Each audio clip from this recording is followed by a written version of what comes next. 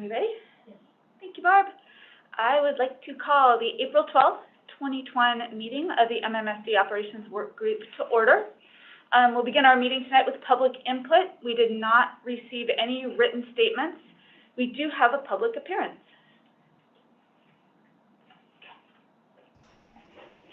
Oh, okay. Hi. Yes, hi. Good evening, school board members.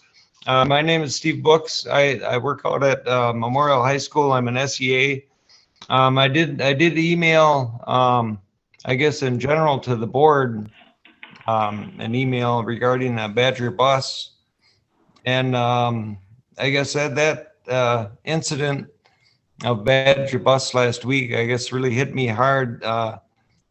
We do use Badger bus quite a bit, but for any 5-year-old to be left on a bus, I think is a pretty serious thing. And I hope the school board does take the bus company to task on this. And I did recommend that Badger bus have an audit of some kind by the school district, and even maybe stop payment for a little bit here until things get figured out what happened there. That's one of my items that I would like to speak about tonight. And the second item, I guess in lieu of today's news of yet another school shooting, I don't know what we can do to, as a school district, to prevent these kinds of things, whether through education of problem solving. I'm not sure, but I guess as far as protection, last year when we had our ERO here, I brought in just a trash can lid, and I said, okay, what are we going to do about these school shootings? I mean, should we be supplied with some kind of bulletproof shields at our welcome centers? I mean, it's just tragic that we have to keep hearing about school shootings, but I mean, both of these items, I guess I think the operations for a budget, maybe we need to budget some bulletproof shields. Alarmingly so, but how can we stop all these school shootings from happening and stop the deaths somehow? Thank you. Thank you, Mr. Books. Appreciate it. Barb, is that our only public comment tonight? Yes. All right. We shall move on to approval of the minutes.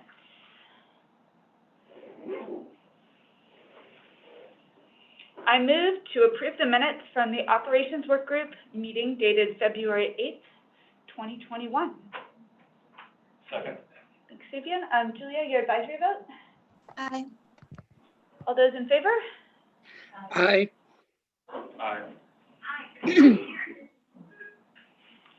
All right. Moving on, we have a full agenda tonight. We are beginning our evening with a budget presentation and conversation. We will be paying specific attention to how we're going to close the remaining $1.6 million revenue gap, required budget allowances, including 2X charters, voucher schools, and open enrollment, and preparing for an April early vote on our virtual learning program. We are then going to move into a discussion about referendum-funded facilities projects, which will focus on the community and school input process and the data we have received from that process, and then updated timelines and designs for our new building. And then we are going to be having a conversation about 2 new proposed policies that we are scheduled to vote on at the April 26th regular meeting. Dr. Jenkins, before we begin, do you have any opening remarks?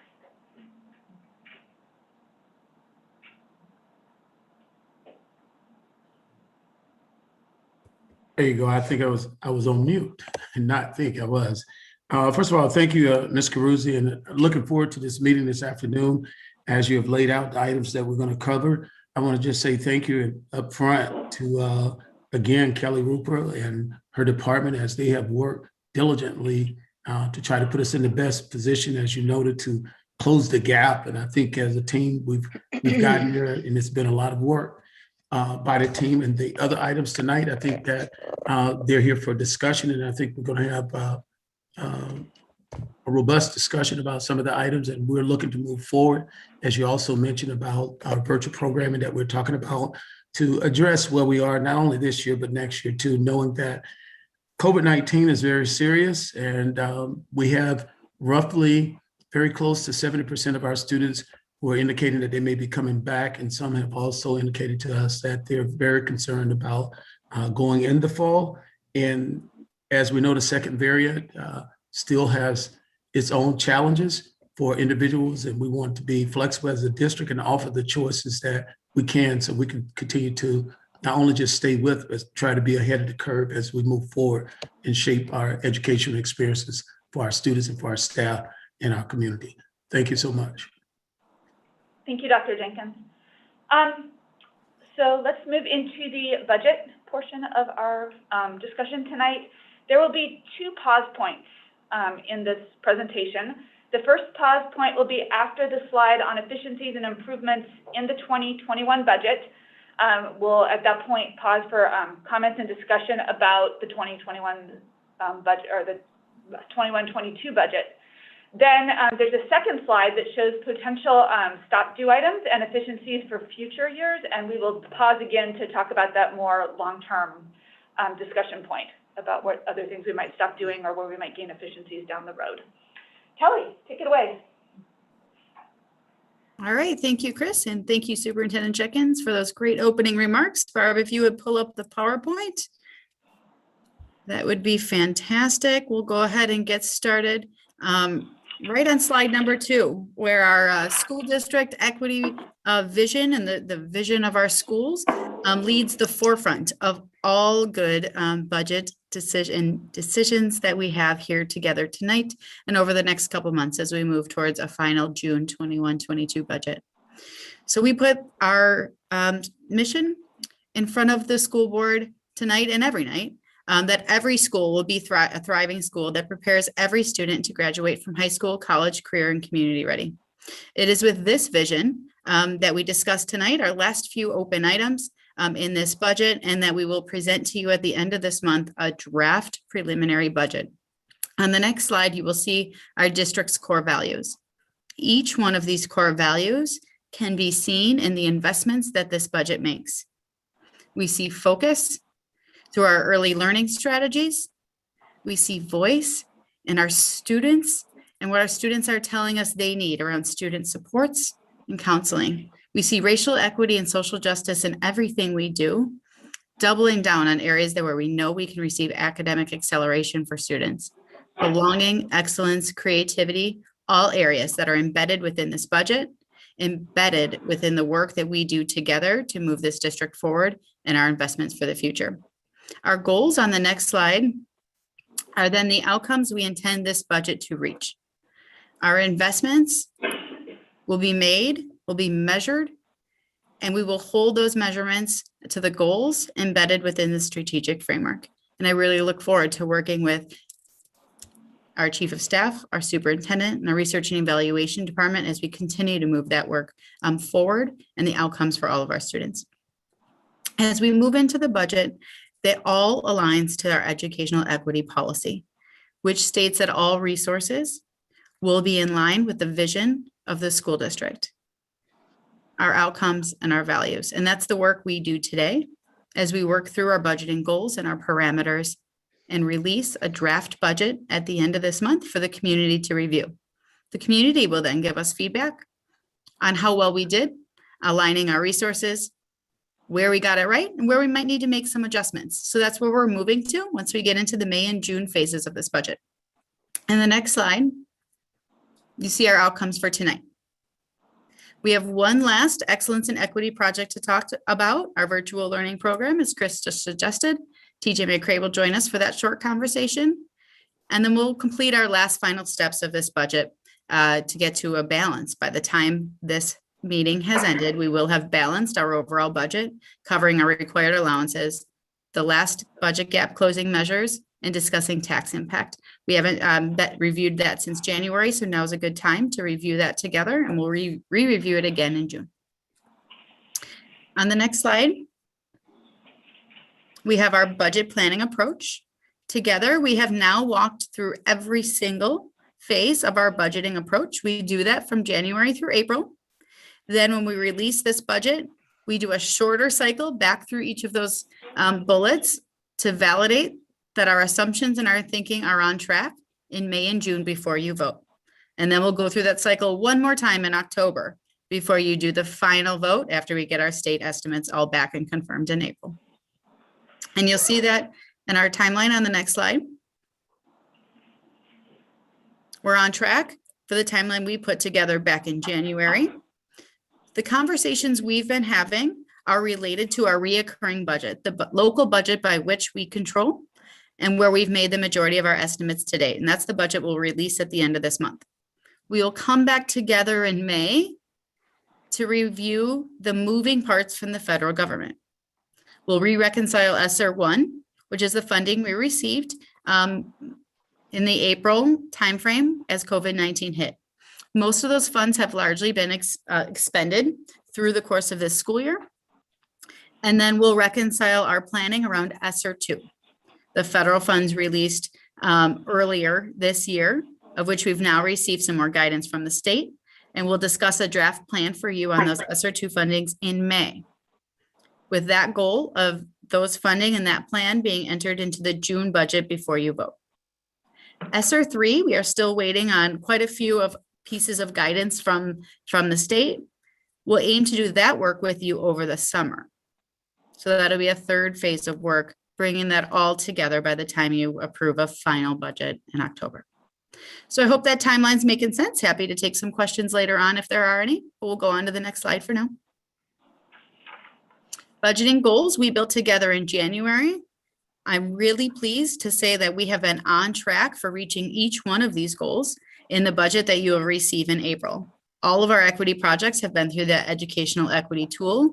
We've remained incredibly focused as it relates to our investments for this year around early literacy in the district's first full day 4K program, aligning with all of these goals. And we continue to reach and meet our goals around total compensation for staff as well.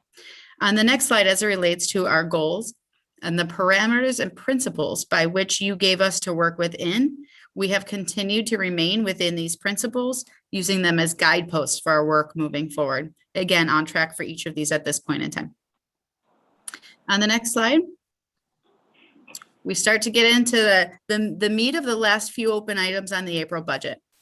At this point, we continue to estimate $8 million in total new revenue that has not changed since January.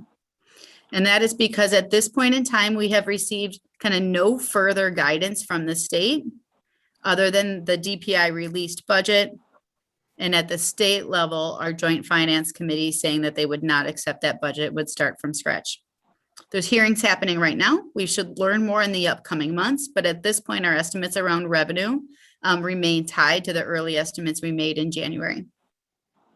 We'll talk more about our mill rate estimates before we're done with this meeting. At this point, our projections from that revenue, we're expecting about $11.27 mill rate increase from our early estimates. And we'll talk more about how that might be. We will give a range potentially as high as $11.33. That range of estimates still is well below the estimates that we provided to the community during our referendum. We were north of $11.50 in our estimates going into this year based on what the referendum impact would be. We are looking very positive and not coming anywhere near close to as high as those estimates were, with a lot of the interest rate moving in our favor during this current year.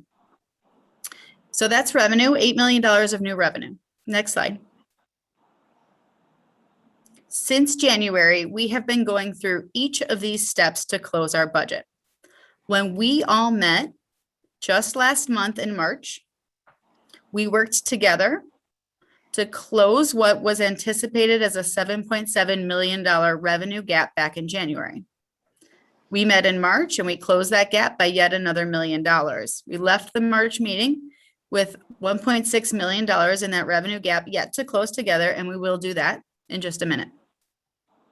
But before we do that, we have one more equity and excellent action project that we would like to discuss with you tonight. In March, we discussed the majority of their projects We got your feedback and they'll be embedded into the April budget. Tonight, I'm going to invite TJ McCray up, TJ on the next slide here, Barb, to talk to you about the virtual learning program. You heard about it in the instruction work group. So this is a continuation of that discussion. The overall budget ask for the virtual learning program is $840,000 for next school year. As we continue to kind of reinvent what the program looks like, that will be revised for future budgets. This does include a program leader and the teachers necessary to support a 200 to 250 secondary program. Also embedded in that would be a little bit of curriculum and professional development funding, of which we would propose we use our ESSER 2 funding for. We ask that this is an early April vote so that TJ and his team can get to work this summer and be very well prepared for an incoming fall class in the fall. So TJ, do you have some more to add to this slide for us? So first and foremost, Kelly, I mean, you did such a great job with teeing it up. You almost said everything that I was going to say, so thank you for that. Again, I just really want to highlight the purpose of this is really so that we can continue to provide options for our students within the school district who we know, as Dr. Jenkins said, we are experiencing some students who are just not ready to return to our traditional brick and mortar setting. And so we want to make sure that we are prepared and able to receive those students by providing them a high quality virtual learning program that we are strictly talking about here for the fall. Again, this virtual program will be based upon strong student engagement, quality training of our teachers, flexibility, and students' program of choice. We want to make sure that we are just, again, providing an option for our students for a program that we can receive them for in the fall. We are targeting between 200 and 250 6th through 12th graders who will take their core subjects online, electives, and their co-curriculum in the school. So again, that's what we're trying to do. Thank you. Thank you. So we'll bring TJ back for questions when we get to that part of the agenda. Thank you, TJ. Moving on, Barb, we'll look at the next slide. So as part of our overall budgeting process, as we get through our estimated expenditures with you all, we have a piece of our budget that we call budgeted allowances. These are things that the district kind of just has to fund. They're either we have to fund because it's required by the law, or required by state program or policy, because it's required due to board plan or policy, or it's due to a multi-year contractual relationship that we've put into place, often tied to like cost of living increases in multi-year contracts. Those are the type of things that hit this allowance budget that we refer to. Typically in a standard year, we would hold about $2.5 million for these budgeted allowances from year to year. This year, we've been able to decrease what we put aside for budget allowances to $1.5 million.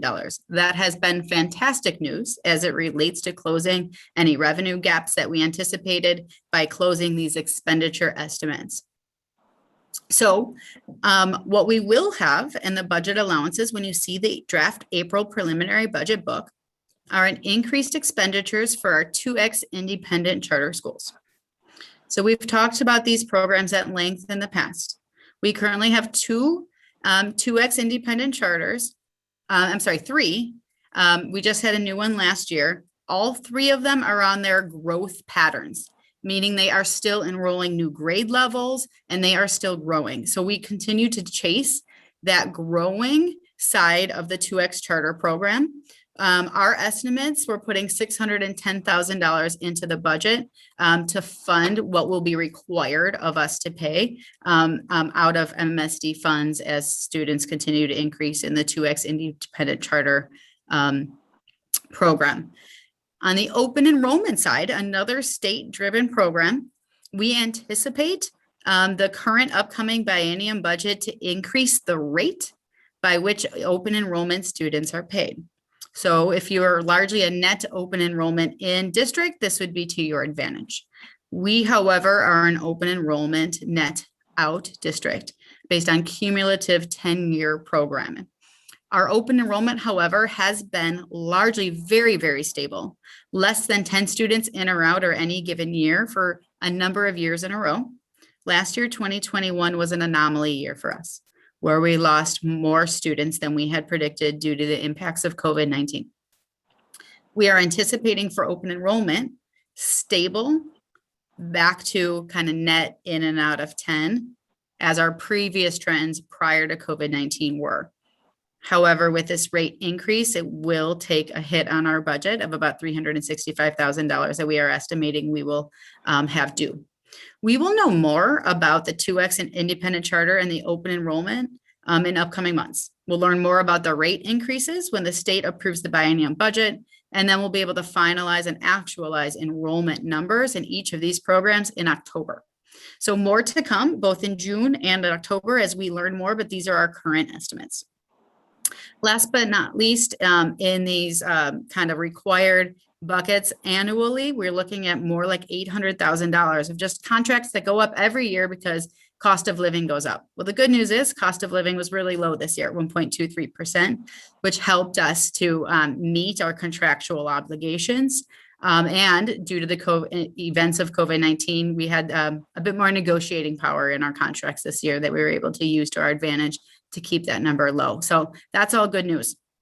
Last but not least, in the budgeted allowances, our HR and our building services team have been working with our trades group for a year now to problem solve and evaluate challenges in the hiring of our trades units.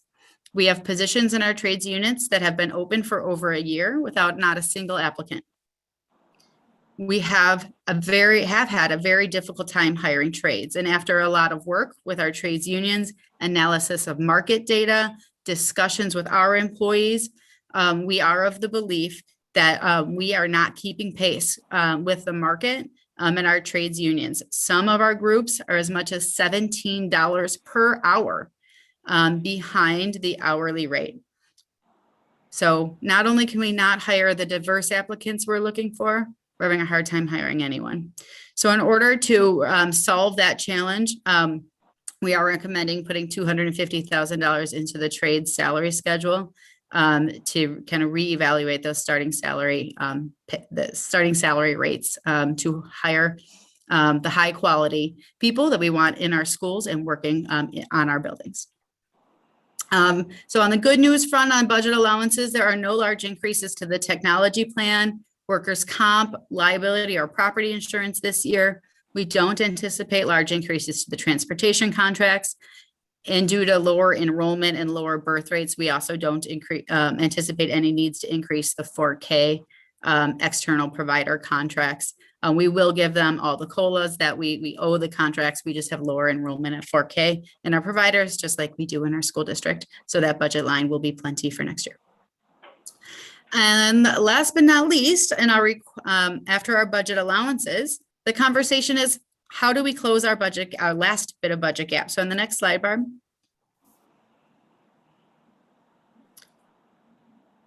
With all that in, the equity and excellence actions that we just discussed, the required allowances we just discussed, we have $1.6 million left to kind of close the gap in this current budget. And so the next slide shows you how we're going to do that.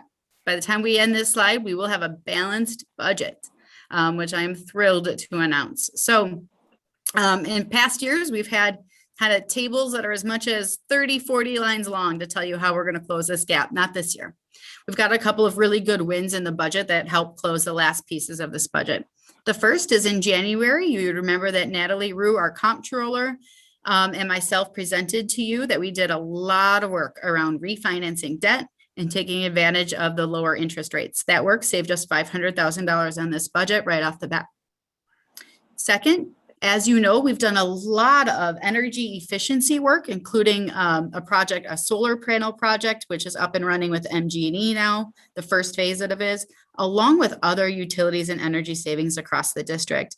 We anticipate about $50,000 coming out of those early environmental efficiency efforts. So we're thrilled to be able to start to see those multi-year efforts take hold. Speaking of multi-year efforts, on number 3, a lot of credit goes to John Harper and his special education team, along with my budget team.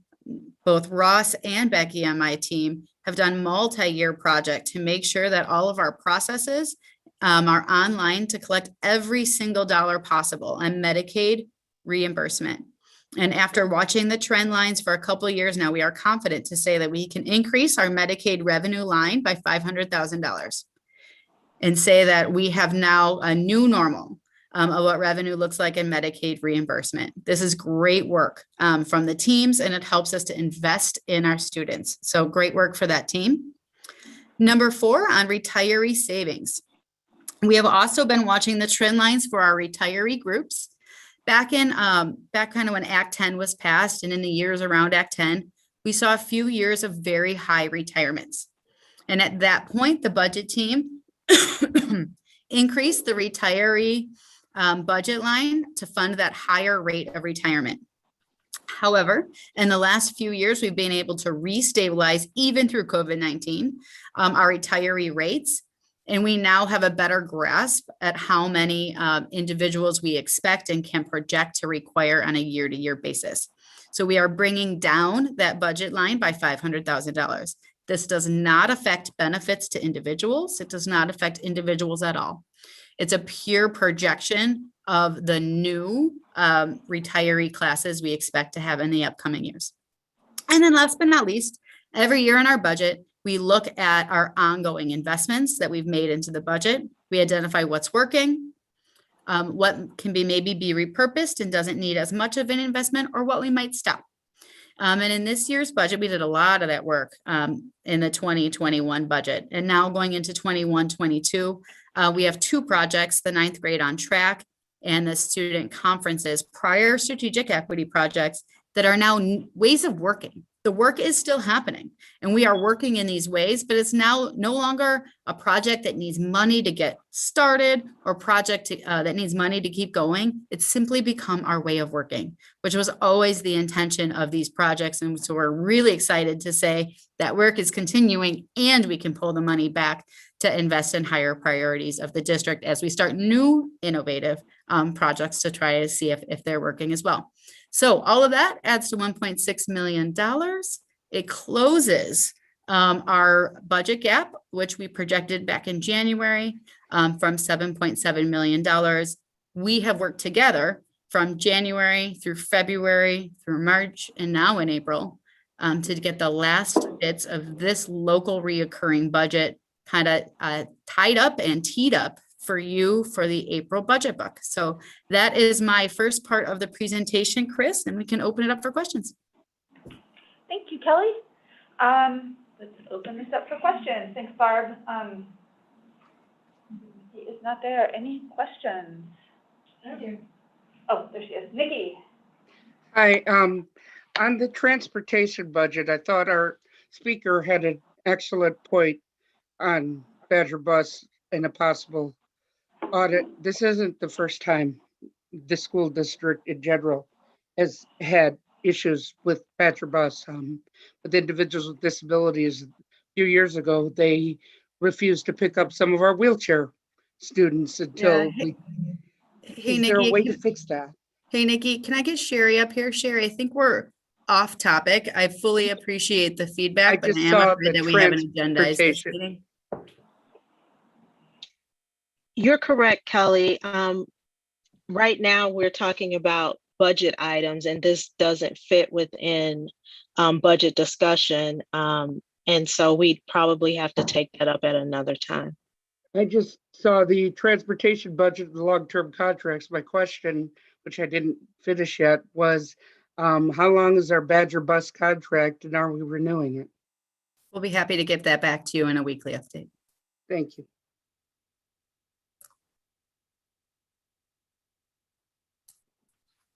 Is that all your questions, Nikki? That's all. That was the only question I had. Great. Other questions? Gloria? Hey, Kelly, just have a question about retirement. Mm-hmm. I see that there's a decrease in retirement, and so we have some savings there. Do we see a trend? Are we gonna, what do we do? I mean, I guess, do you see a trend around retirement at all? Yeah, so the trend for retirements, and Deirdre or Rochelle, anyone jump on in here. Our trend for retirements has been decreasing. meaning we haven't seen as high of retirement classes kind of since that Act 10 in the years right in and around Act 10, much more stable, lower, more predictable retirement rates. And HR produces kind of that HR data report once a year, which has a whole section on retirement. So a lot more information in that report as well.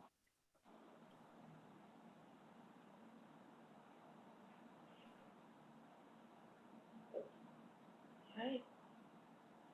Holly.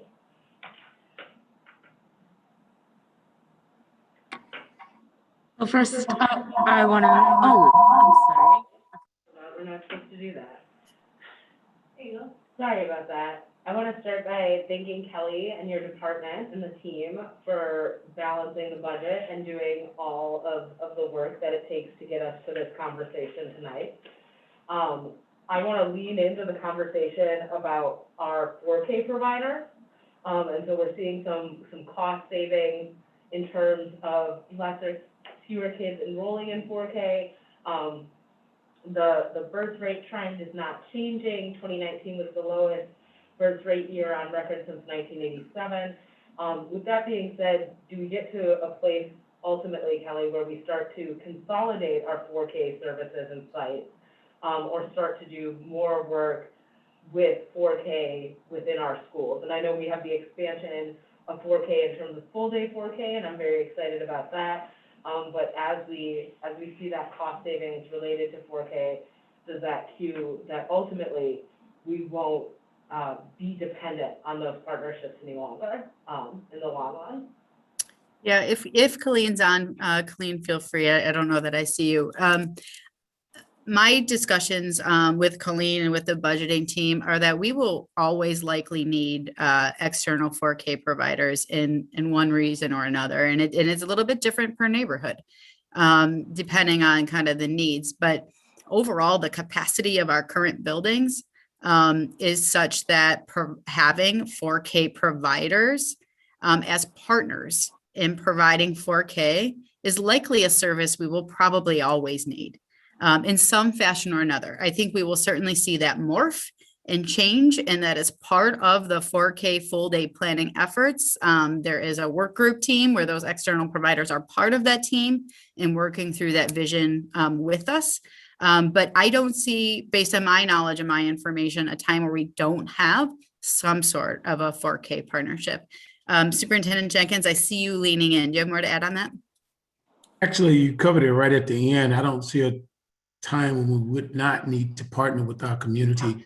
And in any community, most communities, I would say, there's always a need for additional 4K programming. We just as a district know that we're going to benefit as we partner with our community and with our parents to be able to offer 4K. This is definitely one of our strategic priorities. I think that will work to our end. And we did look too closely at our outer belt kind of 4K programming that's close to be a retention strategy, as well as an increase in academic opportunities for our community. So thank you, Kelly, you were spot on with that. Great question.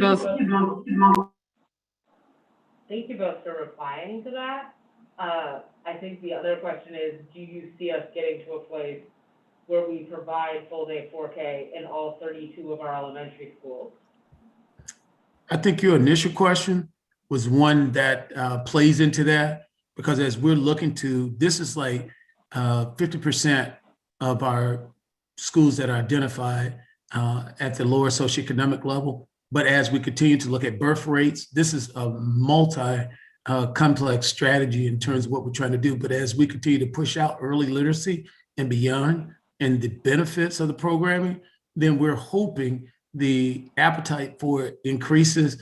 And so that interest will drive how we want to go. But in the short term, we've already talked about getting to 16, but we want to temper our enthusiasm with our reality of the likelihood to be able to meet that capacity in a way that's going to be sustainable. When we talked about the stop-do list, we're also looking across the board to try to make sure any of our investments, they're sustainable and that they're needed in our district. Yeah, and this is a good time to highlight that our governor has in the budget a full day 4K proposal. Now, might not be seeing much love for it at the state level, but this would be the second biennium in a row. We've seen full day 4K being advocated for out of the state level. We've also seen bipartisan blue ribbon committees fully come out and support full day 4K at the state level. So I am hopeful that at the state level, some of the traction that we need can perhaps happen, if not in this biennium, maybe in the next one. And that statewide advocacy, as Superintendent Jenkins mentioned, as more and more data comes out to prove what we already know and what the research already tells us, that full day 4K matters and closes gaps, that the momentum will build, like I said, if not this biennium, hopefully by the next. I have Yeah, no further definitely. questions. Thank you. Thanks, Ollie. Fabian? Thank you. Yeah, I just wanted to build off some of those previous points where last legislative session, we actually saw a bipartisan bill introduced to provide the full reimbursement rate, and coordinating with providers will be a crucial part of that in the latest bill for introduced by the president for infrastructure, things like that. Childcare was a huge component, so we could see additional investment from the federal level. I guess I have a question on the savings we got from bonding. Do you foresee that being a trend in the future in terms of, being able to do that refinancing to realize savings on debt service? There might be kind of one more opportunity while interest rates are low to do that in the near future. However, we will start to see interest rates tick back up, probably not too far from now in the overall market. And so we'll kind of lose those opportunities as interest rates start to turn the other direction with market shifts. So we may have a little more opportunity potentially in the next 6 months or so, or maybe as long as going into the 22-23 planning. But at some point in the near future, we'll see interest rates turn on us, and that won't be to our advantage anymore. Thank you. Mm-hmm. Okay, Chris? Yeah, I just wanted to highlight and thank you for this work on the repurposing and stop doing list. The budget team, the debt refinancing, the Medicaid revenue increase, and the retiree savings. I mean, that's $1.5 million that you were able to save the district. And I think when we think about repurposing and stop do list, I think a lot of people think, which programs are you stopping, or are you going to have to stop because we don't have the funds to do them anymore. And so I think pointing this out and highlighting this is really important, is that just the scale that we're working on with our budget, that you were able to find these efficiencies and keep the costs around these types of things instead of around programming and the savings. So that's much appreciated. I just wanted to highlight that. And then with the trades compensation adjustment, I also want to express gratitude for that. We know that being able to keep our buildings running and having people who work for our district to help with that is really, really important. And so I guess my question is, it said in the memo about how much we were spending on having to hire people from outside the district when we have to do that because we don't have people in place. How many employees do we have in these different positions? And like when we haven't been able to fill them, are we missing, like what percentage of plumbers are we missing if we're short one plumber? I guess I'm curious what scale we're looking at. And if we have enough positions in the first place to be covering all the maintenance needs that we have. Yeah, I'll invite Chad Weesey up here to answer those questions in a little bit more detail. Chad, you want to take that one? Sure. So, Chris, I'd have to pull our most recent staffing report. I believe we are currently down 2 electricians, and we have had a plumber vacancy now open for over a year and a half. So if you looked at my memo, that's actually the 2 areas that had the biggest gap in terms of hourly rate that those folks are seeing on the outside compared to what we're paying them. Plumbing in particular, I heard from the board again and again, the need for running sinks in our bathrooms, and our buildings are highly customized with being as old as they are. So again, I can't tell you enough how valuable it is to have tradespeople we can trust, who know our principles and can interact with our students safely and know our buildings. We can respond many times, 2 or 3 times faster by having our own tradespeople working on our buildings. So right now we have 3. We just lost another electrician. I had an African-American electrician that we hired 3 years ago who left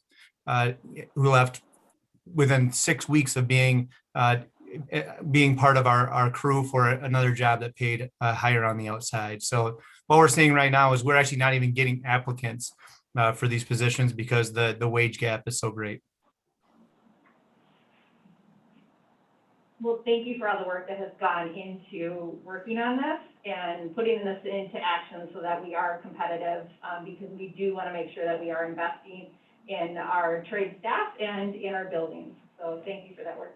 Yeah, you bet, Chris. And I guess that closing piece on that is I think it's also important for us to continue to try to diversify our trade staff.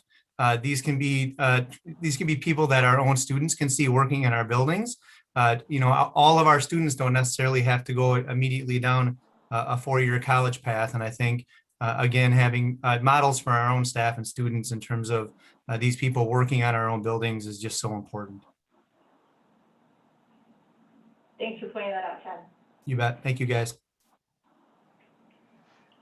Chris, I have one more question, and is this the best place to talk about the virtual learning academy? Yeah, okay, definitely. My question on this is, I'm excited about the opportunity to start looking at this virtual learning program as a permanent option for us. To me, it feels like we're still a little bit in flux with the pandemic. And so I guess my question is I understand that we're going to have students who aren't ready to necessarily return in the fall. And it also seems like we're going to have another group of students that have decided that virtual learning is the optimal way for them to learn. And so I guess I'm trying to figure out how these two pieces are going to fit together. So we're going to have students coming back for in-person learning in the fall. We're potentially going to have students who are not ready to return and need some sort of virtual option, and students who really want to embrace the virtual option as their way of learning for the way that they experience MMSD. I sort of, TJ, when I hear you talk about this, I hear you talking about that third option, the kids who really and students and families who have decided that virtual learning is a different option for them. How are we going to cover the gap of students? I mean, because if there's one thing that this school year has been with the pandemic, it has been unpredictable.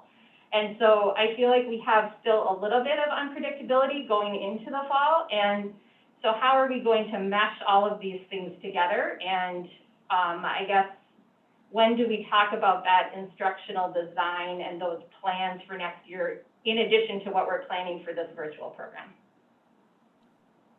So Chris, I would ask that he follow up in a weekly update on that information, as we are again straying away from the purpose of this presentation, which I believe is the budget asks.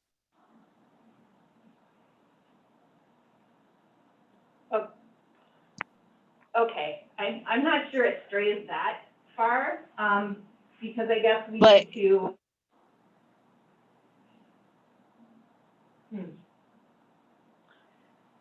I think there is a need to understand why we should do the early approval. Like, putting it in that context, I think, is appropriate for tonight.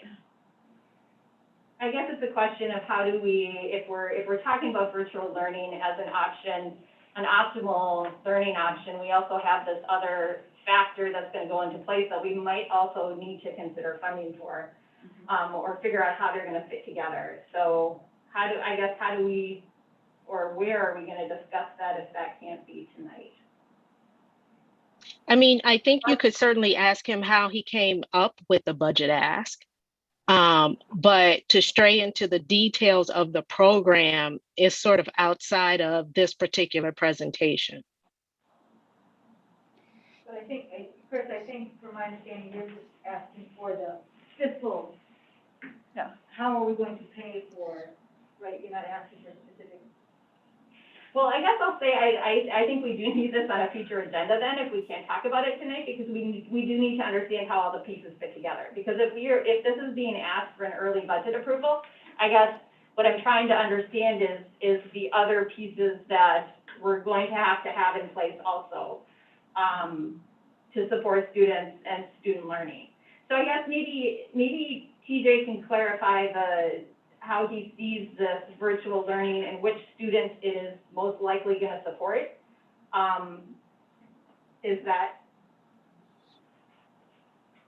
TJ, can you explain that? And yeah, I was looking for Sherry. We just want to make sure, but the answer is, Chris, is for the fall option. This fall option will service all three of those students that you're asking for. All three of them. So whether a student doesn't want to return, whether a student just know that virtual option is the best option for them, this fall learn programming will service those students. We will survey students to figure out what their voices are saying to ensure that we are meeting the need for them. But the three groups that you just talked about for the fall, this programming will service all three of those groups. Okay, yeah, I guess that's what my question was around, because if we are saying in the initial budget ask is that we are for certain going to have this for 200 to 250 students, I'm not sure we certainly know that that's the number we're going to have who want to do virtual in the fall. Well, so based upon what, I thought somebody else was about to say something. No, go ahead. Even looking at the numbers of the surveys that we know that parents or students who are not returning, we know that we'll be able to have at least that amount of students that we're talking about, right? Based upon just the number of students who are saying they will not return right now, we know that we can hit between 200 and 250 students.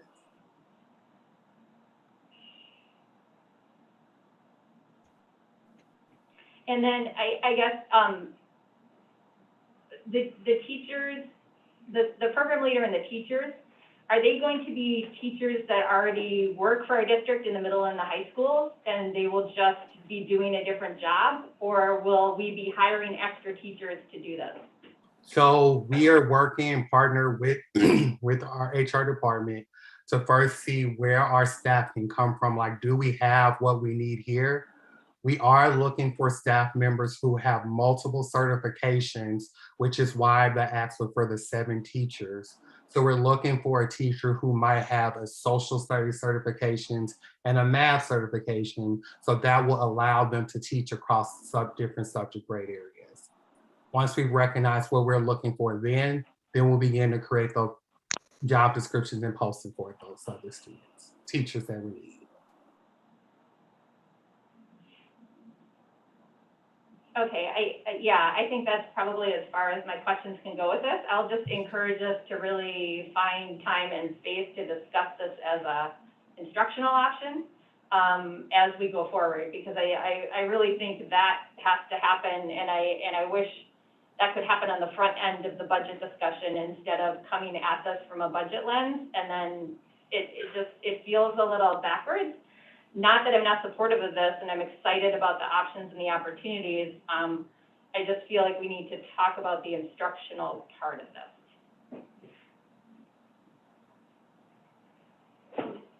Yeah, so I just want to say I do agree that this is a conversation we can have in depth, but I also want to acknowledge that we did touch on this during instruction work group. I just don't think that we've had the level of deep dive that maybe some of us would like in terms of how we're going to guarantee quality instruction online. And I think that that is intensified by the reality of the pandemic, the fact that we've been kind of already doing it. Mm-hmm. So I think like looking to the different moving parts of this conversation and how we can move forward as a board and having this conversation in a way that feels, like it informs our investment in virtual learning, as well as gives the board and the community a clear sense of the quality of virtual learning that we're moving towards. And TJ, I think you spoke to that really excellently in instruction.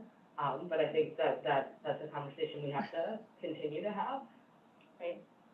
And I also remember, just be mindful that I promised another update for our June board meeting, because that will allow us, and I might be going off, but I just want to put this out there, Chris, to really answer a lot of the questions that you're asking about the instructional design. We are still doing a lot of the work, where the reality of it is, we have what we know we want the school to look like, but we don't have like how we're going to do all of that. But by June, we will have, this is what the high quality instruction look like. This is what the training for our teachers will look like.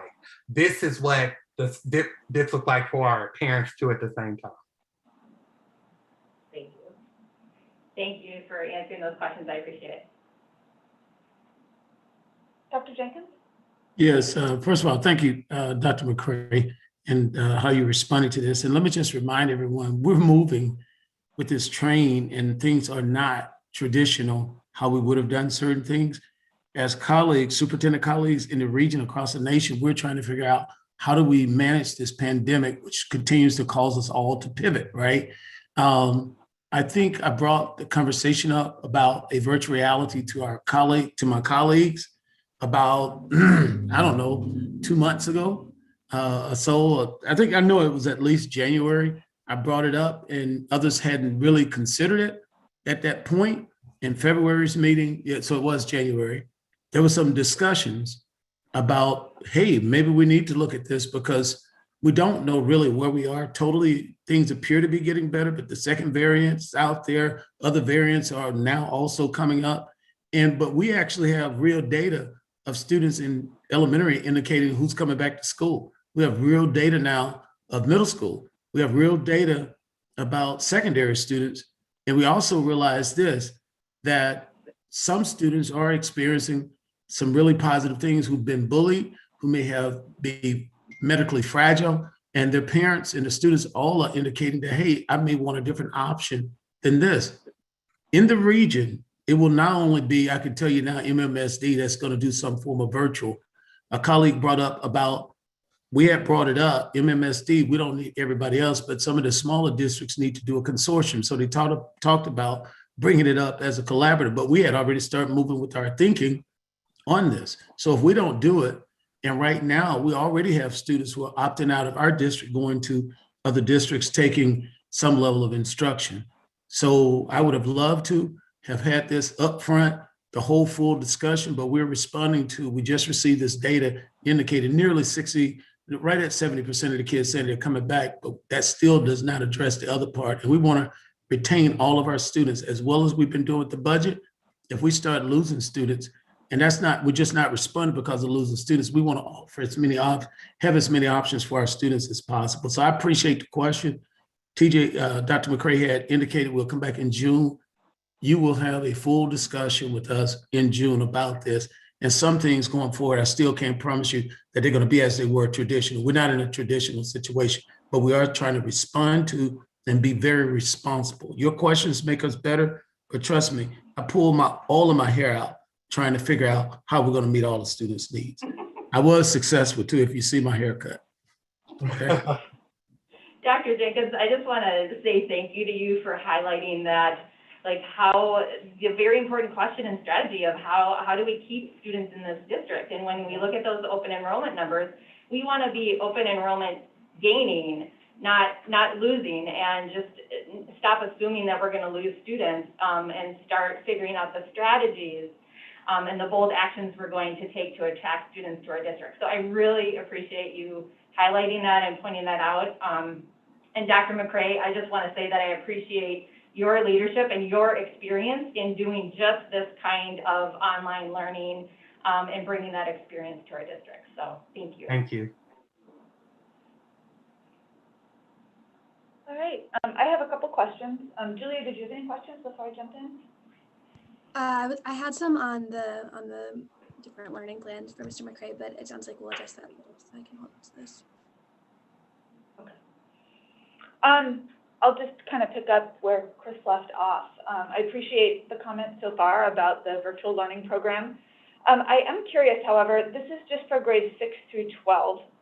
And have we budgeted for the needs for our 4K through 5th grade students in terms of virtual learning in the fall? We haven't talked about instructional model yet for what fall is going to look like. And I guess a follow-up question that would be, is that going to be on the agenda? I know it's not on the agenda tonight, but will we be talking about that before we vote on this budget in June? Yes, because I think we need to have something in place for our 4K through 5th grade, should we have a high need for them. So we will have or begin to at least think of some options and try to work as hard as possible for that.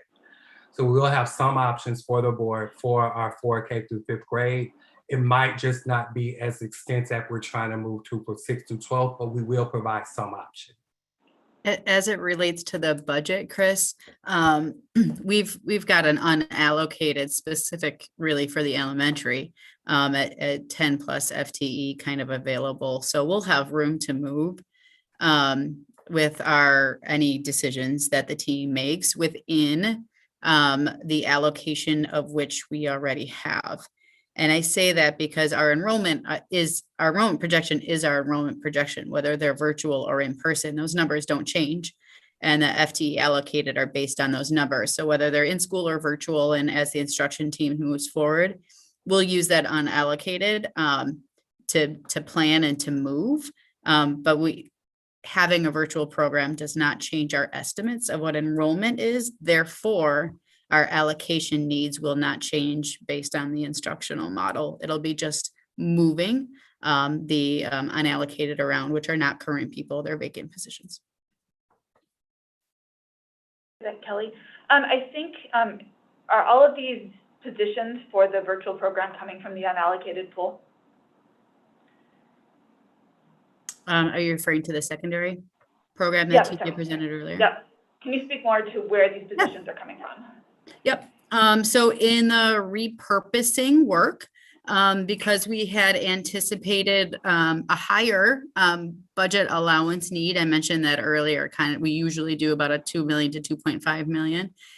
We were able to take $400,000 out of what was kind of set aside to do budget allowance and was no longer needed once we rebalanced all the budget, and moved it into this virtual learning program, so that there is $400,000 from a non-personnel budget line that have been moved to a personnel line to fund that school leader position and a handful of teachers. 4 of them, actually 4 teacher positions. So it's kind of 4 new teacher positions out of the non-personnel budget. And then the other 3 were funded out of the secondary unallocated. Again, same logic that I just mentioned. Our enrollment projections are our enrollment projections, whether they're in person or virtual. So we pulled 2 of those unallocated to reserve for the virtual learning program at the secondary level. TJ, can you speak a little bit more to the program leader position and what that person is going to do? Sure. They will work hand in hand in managing the teachers. They will be the instructional leader that we will need for them. And that individual will also be working with me to coming up for our options as we're thinking about long-term. So they will begin to work with me to help think about the long-term planning, what the long-term look like after the fall 2021. So when we're thinking about long-term, I know that often when we vote on strategic equity items, they get built into the base budget the following year. And I feel comfortable approving this because we're in the middle of a pandemic and we need to have a virtual option next year. I would not feel comfortable having this built into the base budget next year because board policy 10,100, which is about magnet schools, pretty clearly says that the final approval of magnet schools rests with the board. And so for us to do a program is fine, but for us to morph this into a school without a board vote on a plan, I still very much disagree with and think that that would be kind of subverting board policy. So to me, it would be very important that this strategic equity item not be built into the permanent budget, but just be a one-time expense this year that we reconsider as a possible program to move into a virtual school with a plan. next year, or whenever we decide that's right. Is that an option? Like, can we, when we vote on this as a strategic, oh, go ahead. From a budget function perspective, I mean, it's really neither here nor there, whether it's 1 year or recurring for this particular purpose. It matters more when we're in the opposite world where it's a recurring, you use it one time. So I would recommend, the board take the vote on this year's budget. You will only ever vote on a 1-year budget. And then as we move into next year, TJ, of course, would continue that ongoing conversation with us, and it would be a 22-23 decision of overall resources, just like you decide on a year-to-year basis whether behavioral health in schools would continue, for example. I wholeheartedly support that. Good question, but it's great thinking. Dr. McCray and I have already talked about that. We're going to also come forth with the data and the continuous planning for it. And I do believe that's a board vote, how we move forward with that. Okay, thank you for clarifying that, because it should be a board vote based on board policy. So I appreciate that. Let's see, I had a question about steps and base wage, and I probably should have asked that last month, but it is in the slides this month, so I'll ask. When we first started talking about full steps and base wage, it was presented as a $7.6 million expense, and then it dropped to a $7 million expense. And I just wondered what caused it, what had led to the savings of $600,000. Yeah, we talked about this in either the February or the March operation work group. So we could probably go back, Chris, and look at those notes, but we definitely talked about this as a team. The estimates themselves, we do in January, based on what we know as of January, and they're rough estimates. We do what's called cast forward. And when we get into February, into March, we do our salary budgeting more on actual people, actual projections, who's actually going to retire, who's actually going to come in, higher salary, lower salary, and we get much, much closer to that projection. Frankly, in a lot of years, we might be low on the estimate. And on this year, we were a bit high on the estimate based on kind of the retiree and entry level when you actualize the data. We actually do that again in October when we get to final, and we know our people are actually hired. So it's a big exercise. And when we did it this year, the salaries dropped by about 600,000. I think it went from 7.7 to like 7.1. And I know we talked about in February, we're not anticipating any layoffs this year. Is that still true? Deirdre, where are we on that? I believe that is all still true. I just don't want to speak out of turn. Yeah, thanks for that. We are right in the middle of that work, Chris. It's looking good, and we anticipate nothing at this point, but we will keep the board posted. We have sort of entered into that phase, as you know. Our team has just closed out and is closing out the surplus process, and then we move into layoff calculations, et cetera. So we don't anticipate it, and we will keep the board posted. Thanks for that. I am wondering if when we get the budget in April, we could also get some numbers. I don't think these are usually in the equity chart, but some numbers actually showing how many of our sections we anticipate to be over the optimal +1 level. And the reason I ask for this is because we're coming back to school after a pandemic, and spacing in classrooms may still be an issue for kids who are unvaccinated. We don't really know where we'll be at for vaccine status, particularly for elementary. And I think it would be helpful to know how, to keep our numbers where they are at right now, how many sections we've had to budget above that optimal +1 level, particularly from a safety point of view, as we return after COVID.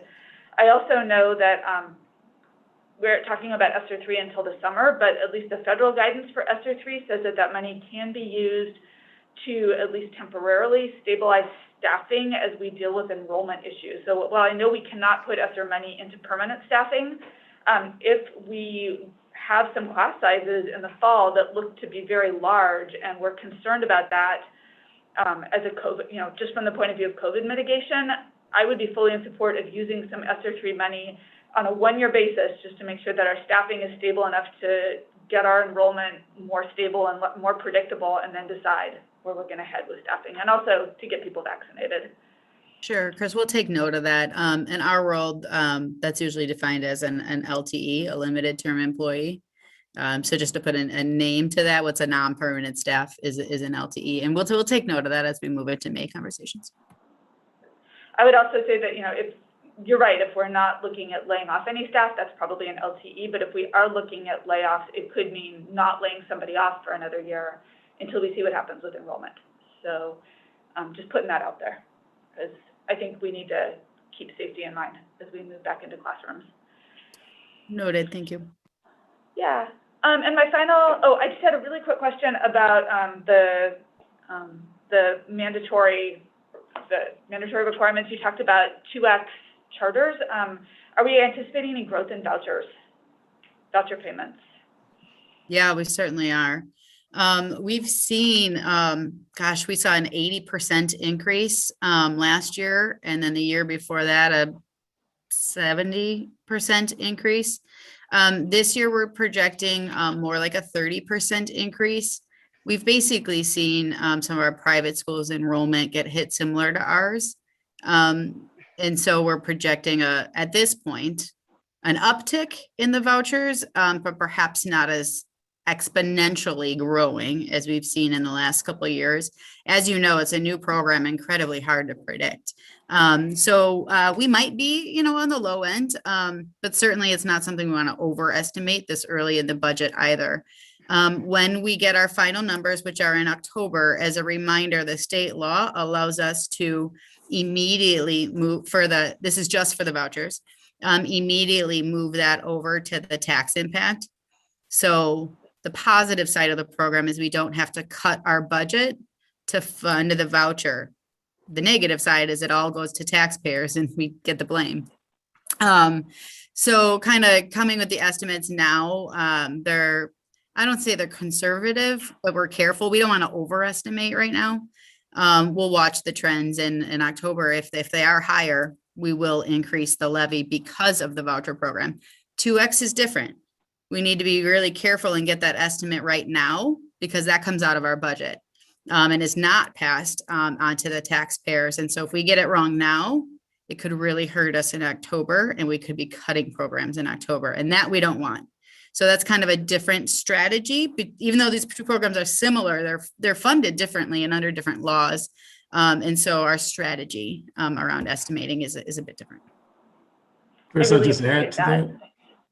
Oh, yeah, absolutely. Yeah, let me just also, Kelly, thank you for explaining that, the X and the 2X. And a part of our continuous conversations are about how can we be ahead of the curve. If you estimate too high, that's bad. You estimate too low, that's bad.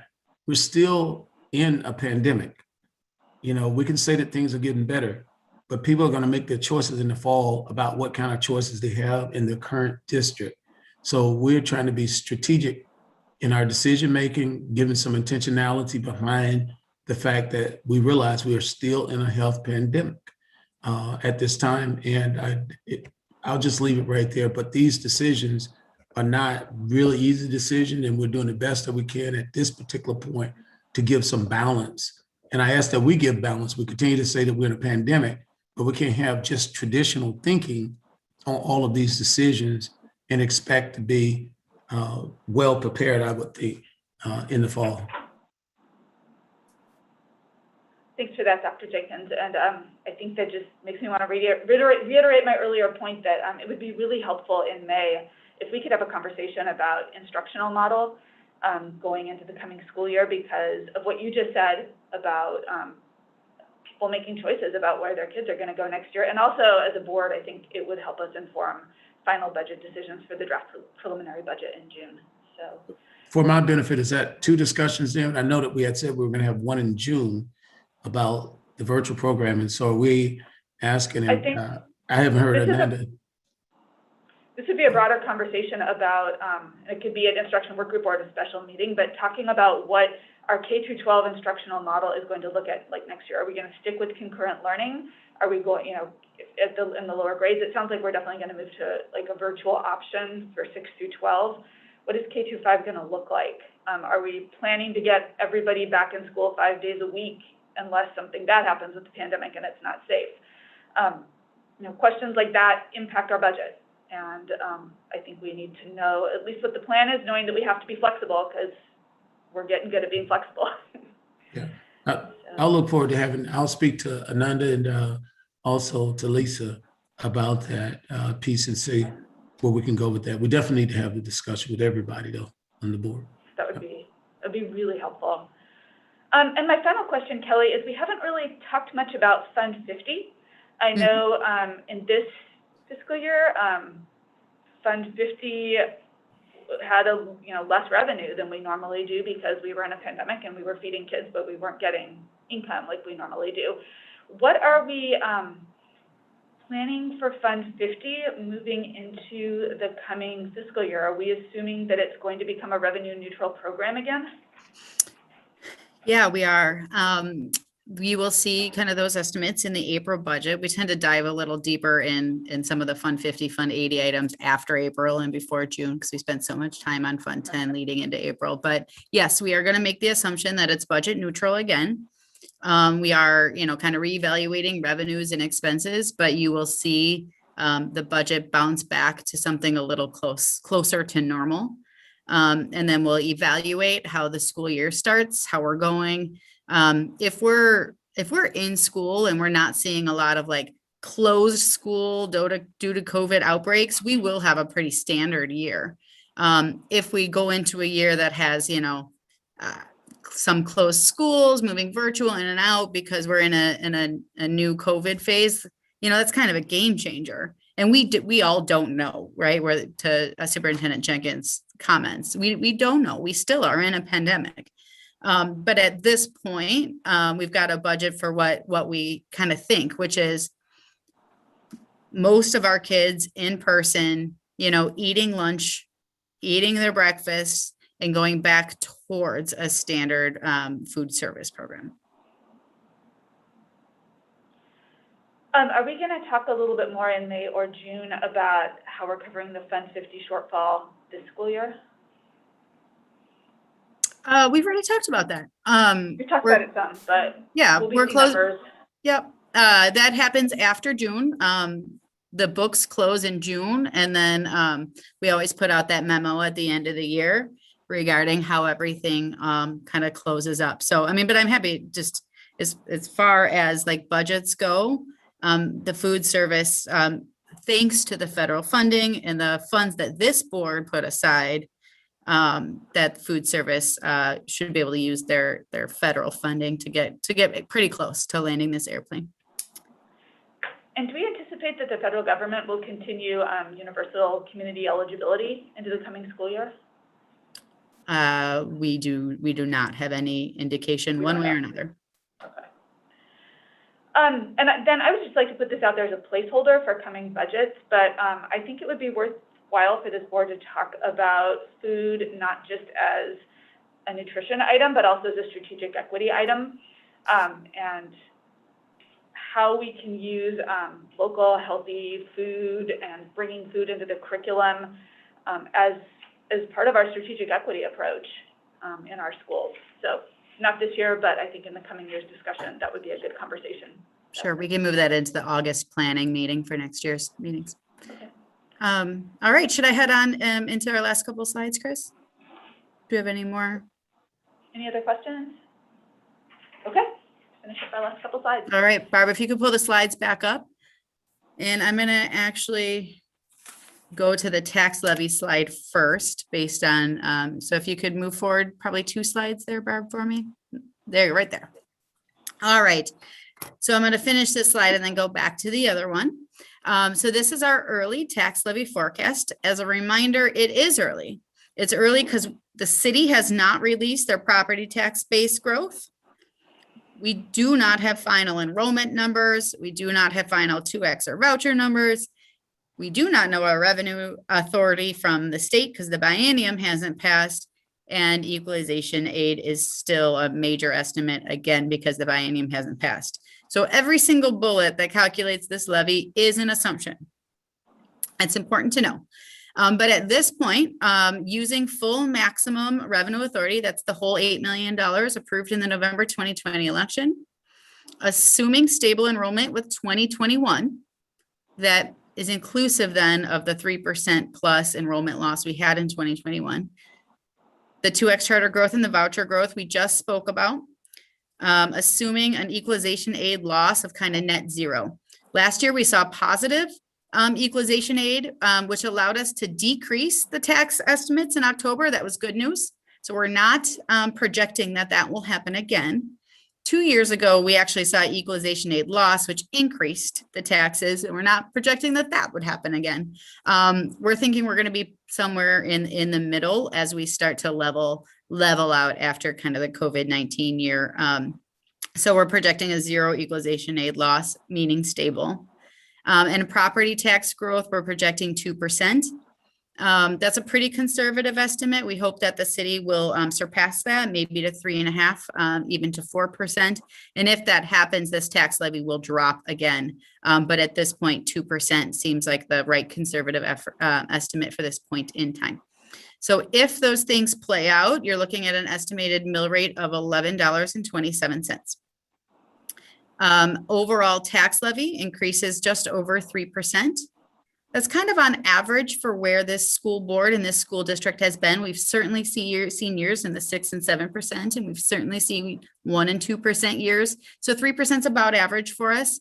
And on kind of a net positive to the referendum, I mentioned this earlier, when we spoke to the property taxpayers back in the referendum prior to November 2020, we were sharing a projection for this 21-22 budget year of $11.52. And what we're projecting at this moment in time is $11.27. So, so very much coming underneath those referendum numbers, which is likely going to be really good news by October. Based on the homes increasing relative to the new construction growth, that increase in the mill rate does produce an increase in property taxes.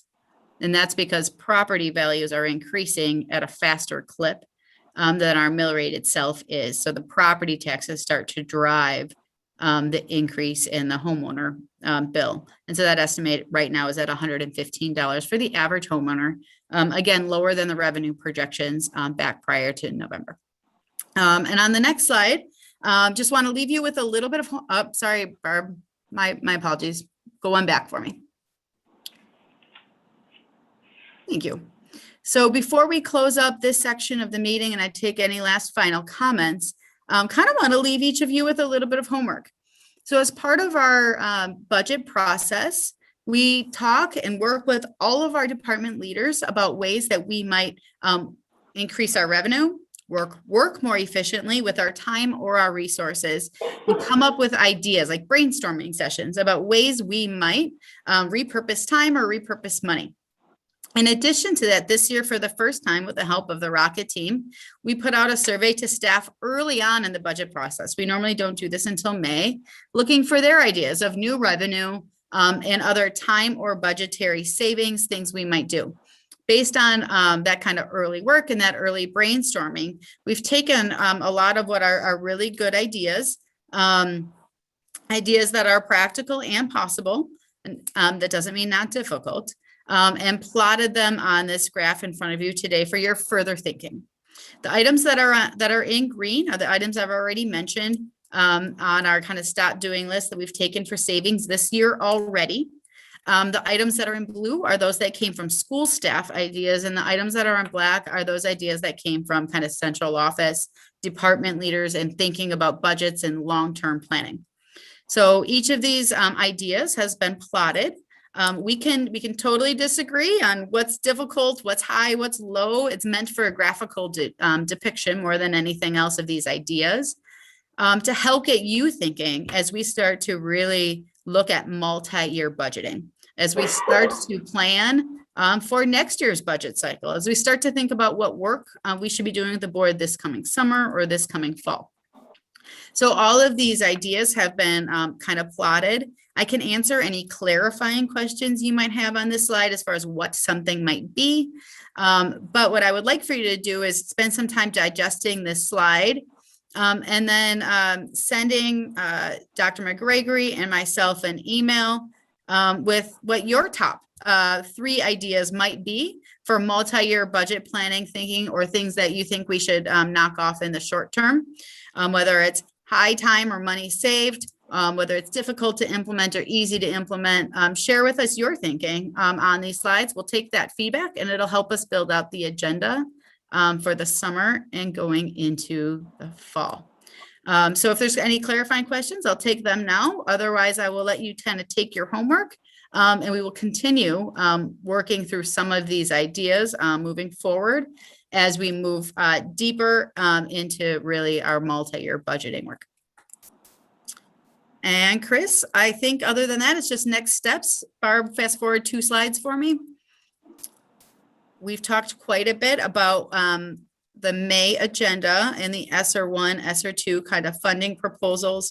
In May, we will also bring back what we've heard in our community feedback phase on the budget to prepare for that June budget vote for you. We did already discuss in April, we will be asking you to do the early budget vote for that virtual learning program. And we will release the preliminary budgets to the public via the regular board meeting on April 26th. But of course, there will be no vote on that yet. This is just for the public input phase that we will be moving into at the end of the month. All right, Chris, that's what I have for tonight. Thank you, Kelly. Are there any final clarifying questions? Keep in mind the only immediate action item out of tonight's presentation is the vote on the early allocations for virtual.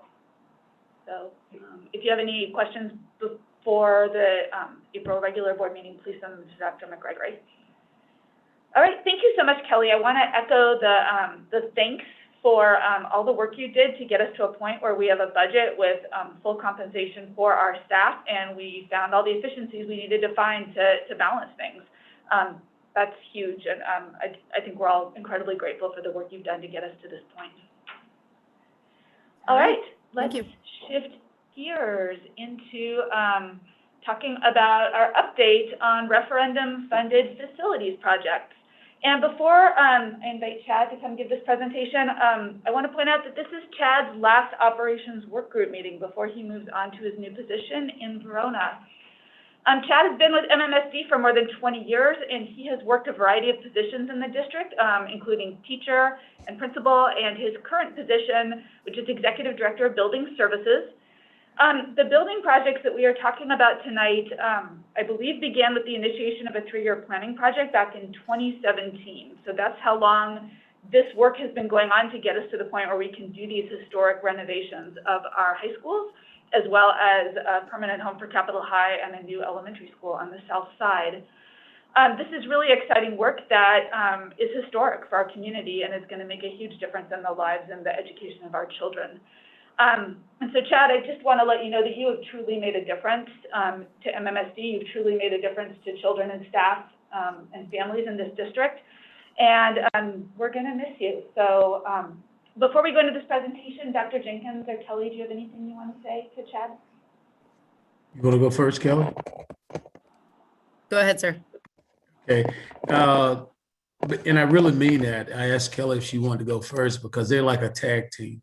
To come in to a district and have 2 individuals working so close together and playing off one another to pull off a historic referendum, it was amazing. Chad has just been that individual that you can go to, talking to him all days and night, being at all the presentations throughout the community, an individual that took a vision. It's hard to take a vision and then make it become a reality seamlessly.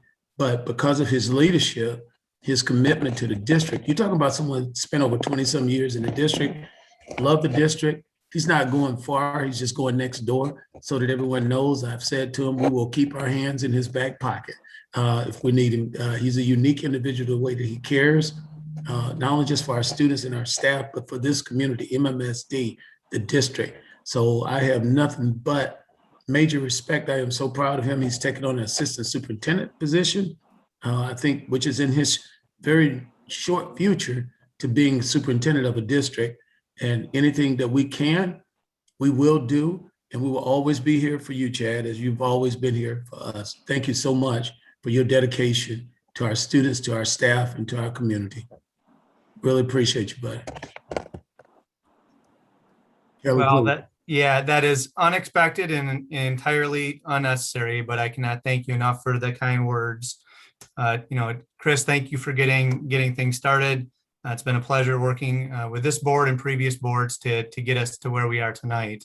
And honestly, it's exciting to hand this off in terms of where these projects are at, to get them to a past referendum at an 80% rate. And I know I'll be driving down Regent Street and East Washington Avenue, Flom Road, and Gammon decades from now, have stories like Dr. Jenkins in terms of what these buildings used to look like and look like now. And to your point, I'm not going far. So it's been an amazing couple of decades here in Madison Schools. Could not be taking the next step to an assistant superintendency without all of your support and the experience I've had through my career here in Madison. So thank you for that again. Unnecessary, unexpected, but certainly grateful for those kind words. And no more. I almost had like a Zoom malfunction and shut it off. So no more. We're moving on and talking about the referendum. It's got nothing to do with me anymore. Kelly, I think you are going to get us started with a quick kickoff, and then we've got Donald, and you're turning back over to me. I like it when we embarrass them just a little bit. You guys don't know this, but it's usually my goal to embarrass them just a little bit, enough to get away with it. So I think we accomplished that, Chris and Superintendent Jenkins. So thank you very much. Accomplished, yes. I might actually take this opportunity to introduce Brandon on our team, who is kind of the man behind the man. Brandon is a fantastic member of our team and will also be is supporting this work and helping to present the work along the way. So you'll start to see Brandon a little bit more. Brandon, you want to wave here? Yeah, thanks. It's great to see you all. I have been working in the background, and Chad and Kelly have slowly been introducing me to you all as this referendum gets rolling, and I feel like I am just as deep into it as the rest of them. So it's an exciting journey, and we'll continue moving. Yeah, it's an incredible asset to our team. So thank you, Chad and Brandon, and Donald. As we dive into this work, we'll go ahead and bring up the slides and start by thanking our community. Chad just did a great job of that. As a reminder for the general community, well, Barbie, pulling those slides up for me. We passed the referendum facilities by 80%, $317 million, that we couldn't be more thankful for the community to be able to get this work done on behalf of all students, staff, and the broader community. Embedded into the facilities plan itself is the comprehensive remodeling of the 4 main middle schools, inclusive of the capital maintenance needs and modernizing all the learning environments. It also includes bringing Capitol High together to Hoyt School and remodeling Hoyt School. And last and certainly not least, building an entire new elementary school near Rimrock Road, which we are extremely excited about. So Barb, before I move on, I want to make sure we get those slides pulled up.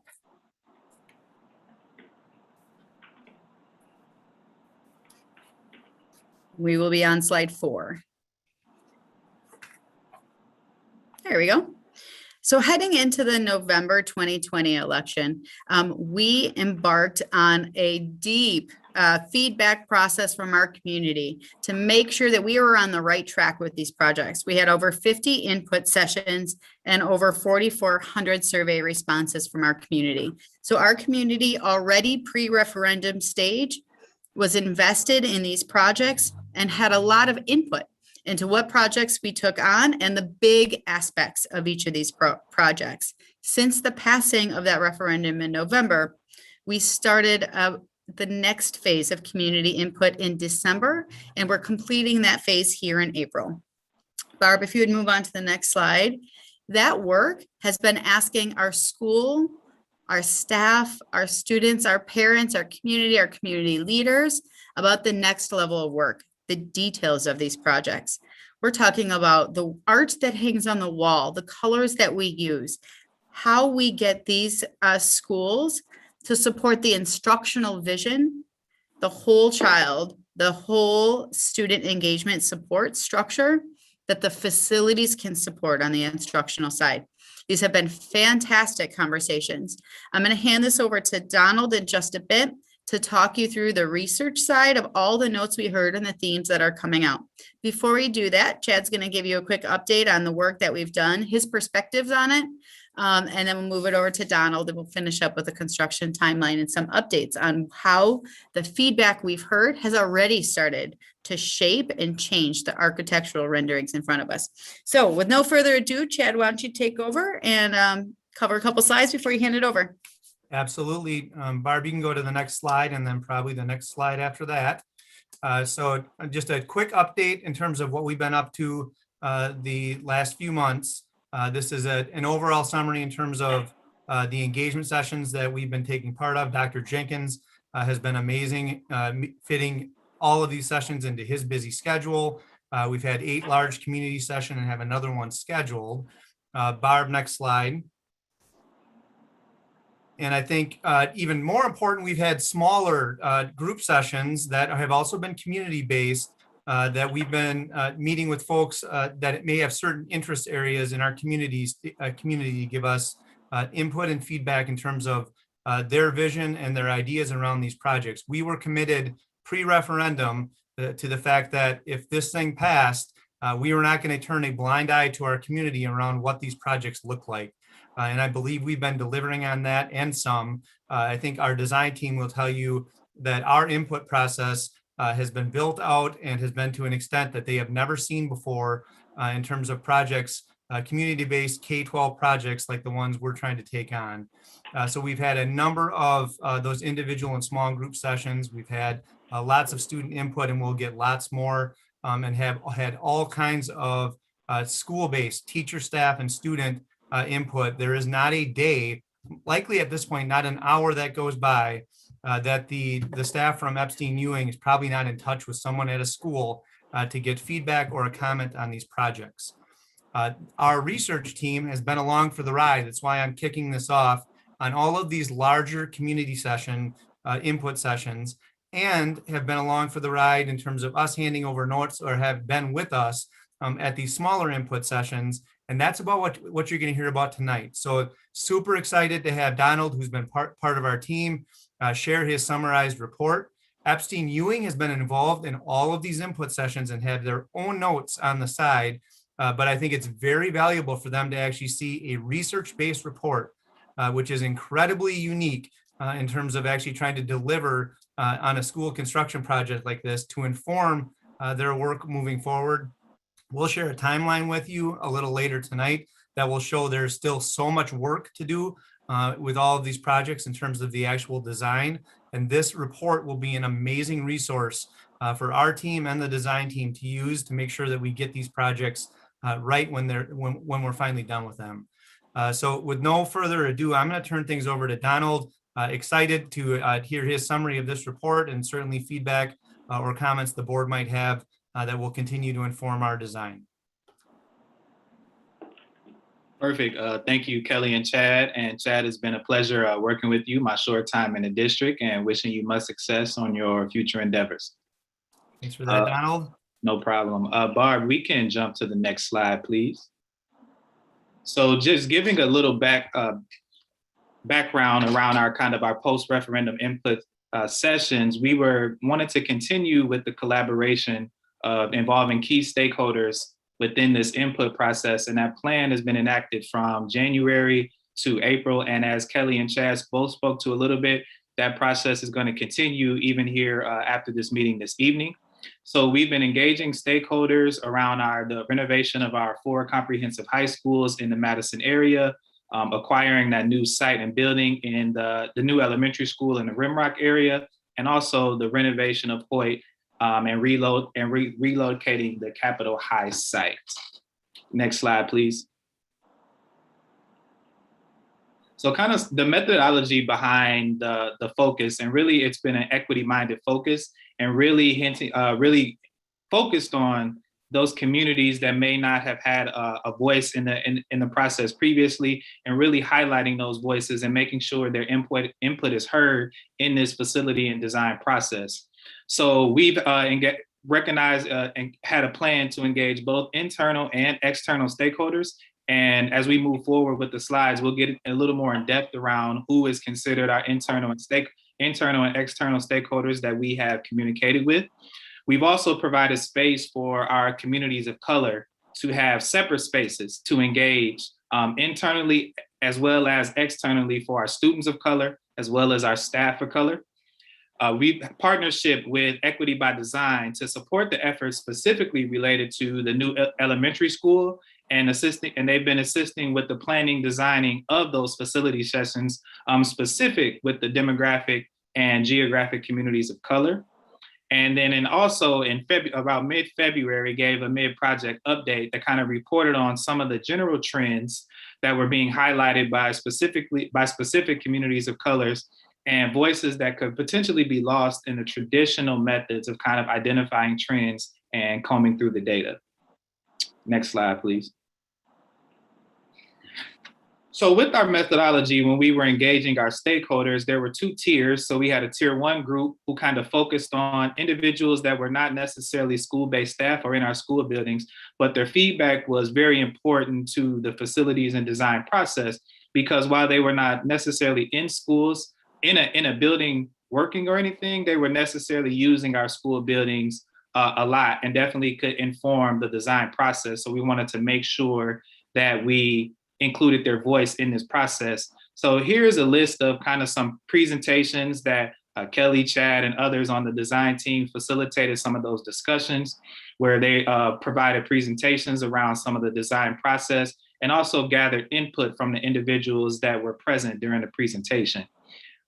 Coupled with that, we also had small group discussions that were also, feedback was also gathered from those individuals, handwritten notes were taken, and all of these notes were incorporated into the results that you will see here in a few minutes.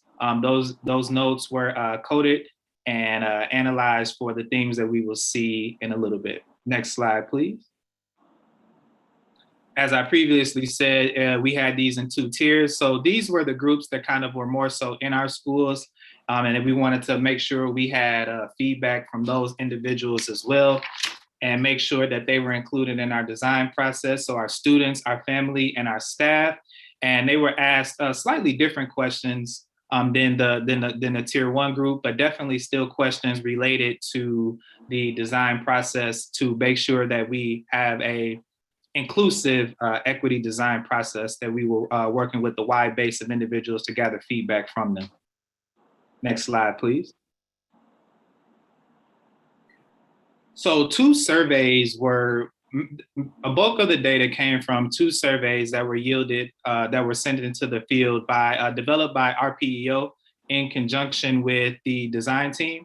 The first survey surveyed students from 6th to 12th grade. And we decided on that demographic group because not only did we want feedback from students that are currently in the high schools or currently in the schools that would potentially be served, but also getting recommendations from students that would be feeder students into the potentially new high schools and getting some of their input around the design process as well. And then the second survey focused on the family, staff, and community members that would, so to help them to get their input around the design process.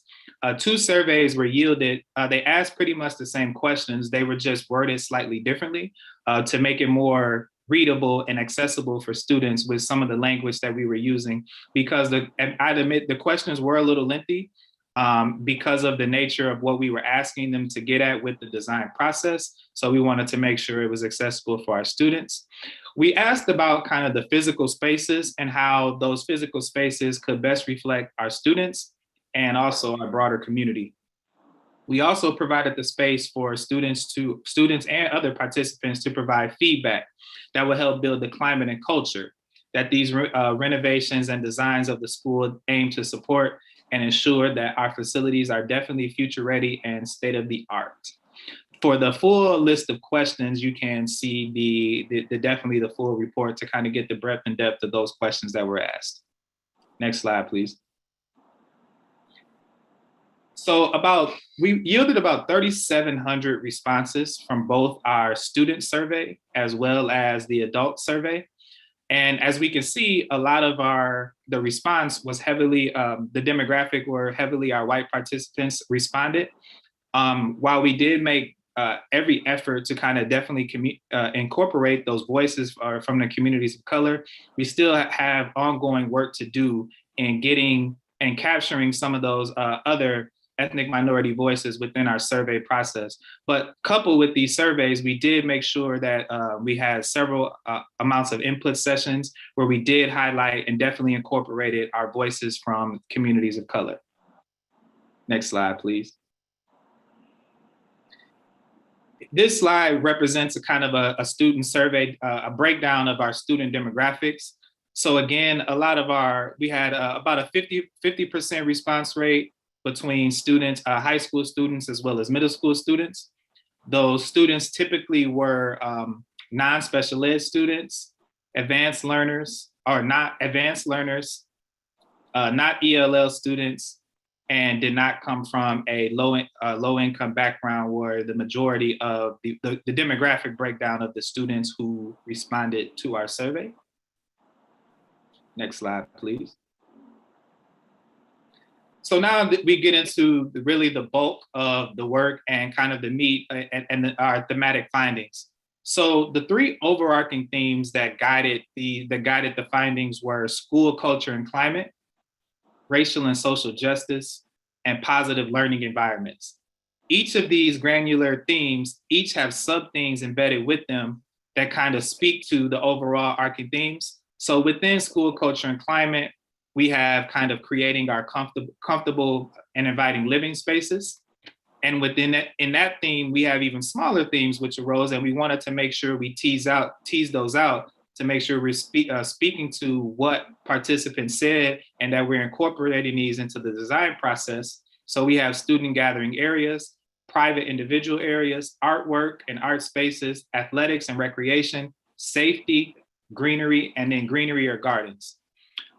Also, another sub-theme that arose is preserving the unique character of our schools and our community, providing green and sustainable spaces. And this finding was especially prevalent within the Hoyt and Cap High and elementary school. And then recognizing the school as a community hub and not just a place where academic content is delivered. Within our overarching racial and social justice theme, we found that ensuring representation and respect for identity was important, and creating equitable and accessible spaces. And then our overarching theme for positive learning environments, we found fostering collaborative learning, fostering alternative classroom and instructional designs, and also curricular and experiential learning was important as well. And then I'll go a little bit deeper in the following slides into kind of each of these overarching themes. Next slide, please. So each of these themes will kind of go in depth, and I just pulled some direct quotes that individuals recorded from the survey data to kind of highlight some of the points and some of those sub-themes that you saw in previous slides. So a quote from our students, have a specific or office room for BIPOC students to go if they feel they are being treated unfairly, need a space to connect with people, or just need a space. Community quote, it may be nice to have dedicated space for clubs and organizations for students that have felt marginalized. That is a place where it's designed to accommodate them specifically and decorated by them. It would not exclude others, but if you know it was there specifically for you to make you feel more valued. Natural non-fluorescent lighting, temperature control, and artwork in the schools, and eliminate the maze of locked doors and corridors to get gyms, locker rooms, and more spaces to sit and eat beside the hallway floor.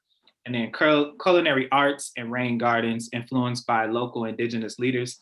So you can see kind of how each of those quotes was kind of speaking to those sub-themes that was highlighted in the previous slide under school culture and climate, and how basically we just want participants wanted certain spaces for students to go where they feel wanted when they're treated unfairly, where they can kind of create a sense of community and some cultural affinity, and also highlighting those green spaces and making sure that buildings are lit, well lit, have some windows, have proper lighting, and then also incorporating some of the culture from students and letting them kind of create some of their spaces so it's specific and they feel at home while they're in the school building. Next slide, please. For racial and social justice, the overarching theme of there, we kind of pulled some staff quotes and our student quotes is there as well. So one staff member wrote, "I think creating a space where Black and brown kids feel like they're scholars and not like being held hostage for lack of a better term. Everything isn't designed for control and compliance. Equity is creating a building where they feel like humans, not cogs in a machine." Also making another staff quote, "Making the building accessible for students with disabilities is huge. People of color who have disabilities are especially important to consider with this redesign. I'm also thinking about how oftentimes special ed rooms and classrooms for non-AP advanced classes are sometimes not the most welcoming spaces. These are the spaces that are often occupied by our students of color. Sometimes they are rooms that many teachers share so students can personalize or invest in the space, and kids can tell when a room feels blank or run down. Those aren't rooms that kids are often excited to spend time in." And then lastly, a student wrote, "I think we can make the schools more accessible. It is important that our school is equipped to be accessible and to blind and deaf communities. The school system is in a lot of ways has failed dyslexic and autistic children." So again, we can see how our participants are really speaking to how our spaces inform how students feel within the building, which then kind of often yields how they perform in the classroom as well, in terms of their motivation and in terms of how they feel they're being treated fairly in conjunction and in comparison to other students who may not be in the same classrooms as they are or have the same disabilities that they may have. Next slide, please. And then positive learning environments is important too. And one staff member wrote, "Encourage alternative setups for our rooms, varying teacher modalities, altering traditional relationships between teachers and students." And one student wrote, "I would say everything needs an update, but especially the desks. It can be hard focusing in class when chairs that you are sitting in are extremely uncomfortable and can break at any moment." And then also one important thing I think that was spoken, the participants spoke to, was that curricular and experiential learning. So the need for programming and instruction to focus on students that may not take the traditional route, as Chad alluded to earlier, of students going directly to college. Maybe they would like to engage in things such as, our community kitchens or our cafes, or some of those, our culinary arts or some of those things, and having them the opportunity and providing them the prospect to engage with some of that material while they're in high school, and then also having our school district engage the larger community as a whole to be provide skills and training for those students, and having partnerships between MMMSD and local businesses to provide students with these opportunities. Next slide, please.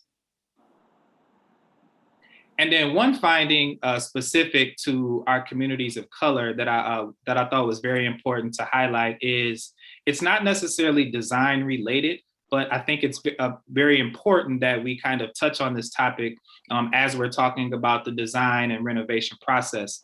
And the finding is that a diverse workforce in the building is key for kind of some of that racial equity and social justice that we've been speaking about as well.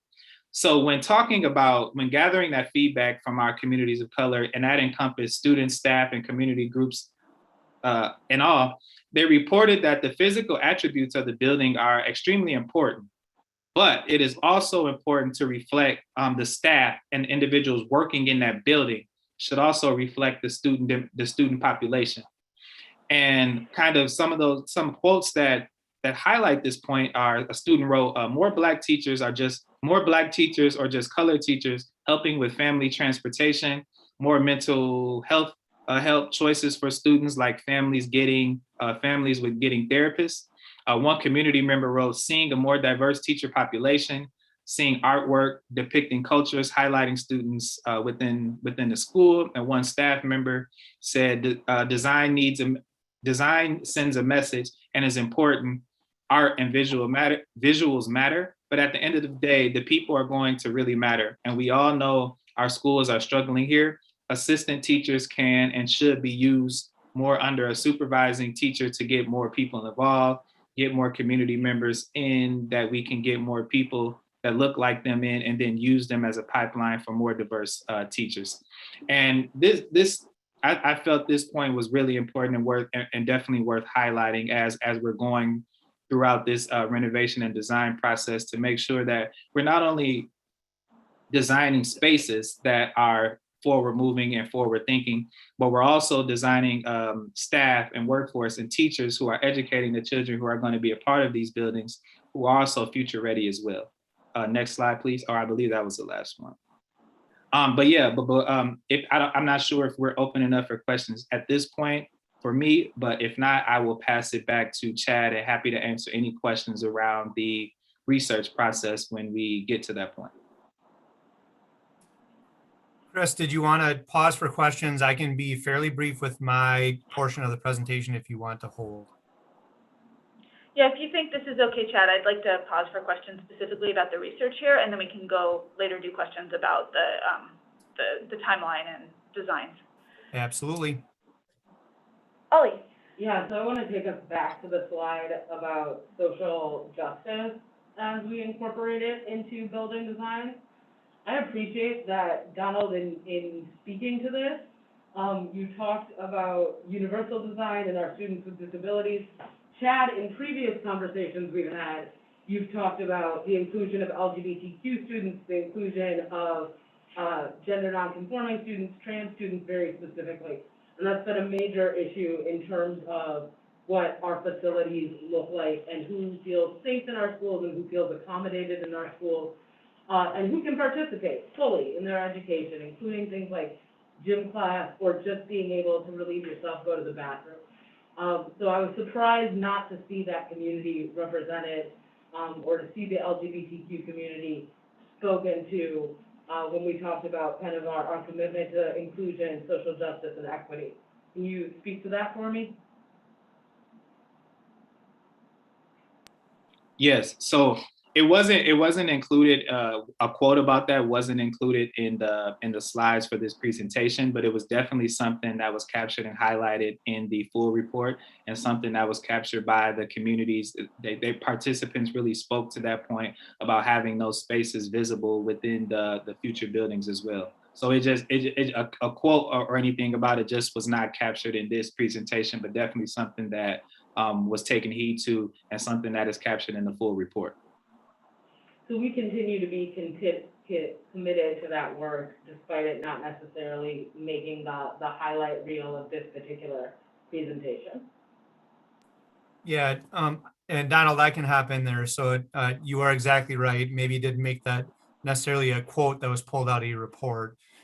Ali, I can tell you that in my opinion, in working with the design team, we're working to a new standard of accessibility. And almost redefining it as a district. And it's literally our goal when these projects are done, that people will come and tour our schools in terms of the inclusive nature and in terms of how we design them. And that will be from the second you get in the Welcome Center all the way through the locker rooms, just like you mentioned. It has been happening. I can tell you, we've heard it again and again at these input sessions, that even though it wasn't necessarily pulled out as a highlight in Donald's presentation, it is on the forefront in terms of what we're doing on the design end. Thank you so much for speaking to that. And I want to say, I think this is an important thing to highlight and emphasize, not just for our students who identify as members of the LGBTQ community, but also for their families and for our faculty. And so I think making sure that folks know we're committed to that work is something we need to continue to do. And I appreciate you speaking to it this evening. I don't have any other questions. Yeah, let me just, if I would, speak to that. First of all, thank you, Ali, for raising it up. And we've had conversations about it before.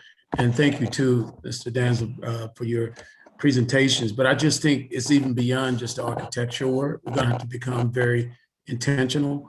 As we're saying, we're trying to participate in this anti-racist work and be this district. And I know it may have come up in the conversations, because it has when I've been there.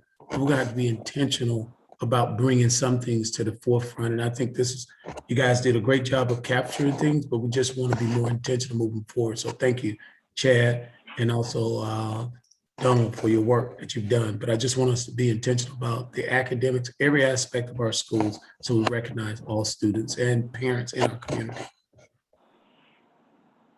Gloria. Hi, thank you, Donald and Chad, for this presentation. Great job. I'm so happy to see the elevation of racial equity and social justice in the planning. I think this question is for Chad. When we're talking about, having diverse representation in our buildings, it just reminds me that this work really is a community, these are community projects. Our community taxpayers are paying for the facility planning, and I'm just wondering what we're doing to include racial equity in our contracts and building the infrastructure. I've spoken with many trades, unions, people of color about the opportunity to work and with updating our schools. Just wondering if we've done anything around being inclusive and ensuring that we are hiring women and minority-owned businesses, construction businesses to help support this work. Yeah, thanks for that, Gloria. And I actually think this is a topic down the road. After I show you a schedule, I think 3 or 4 months from now, it would be great for the school board to get an update on what things will start to look like on bid day. I can tell you that I have had a number of meetings, both with union and non-union folks locally around ways to get involved in these projects. I will remind the school board that ahead of the projects, we took these projects on in an incredibly unique way. 95% of K-12 projects right now are done one of two ways. A competitive bid to one single general contractor, where our district would have little to no oversight in terms of all of the subs that would work on those jobs, or a design build project where you would literally hand over all of these projects to a single general contractor pre-referendum. Again, the general contractor would have way more control than the district does in terms of the subcontractors that work on these projects. We flip that on its head for this very purpose, so we can be very planful, giving as many general contractors access to these jobs as possible. Brandon and I just had a meeting last week. It looks like these projects will eventually be broken up into 8 to 10 sub projects that we will bid on through our open bidding process, allowing for a very competitive and very inclusive bidding environment that our general contractors will not have a say in terms of picking favorites on these projects.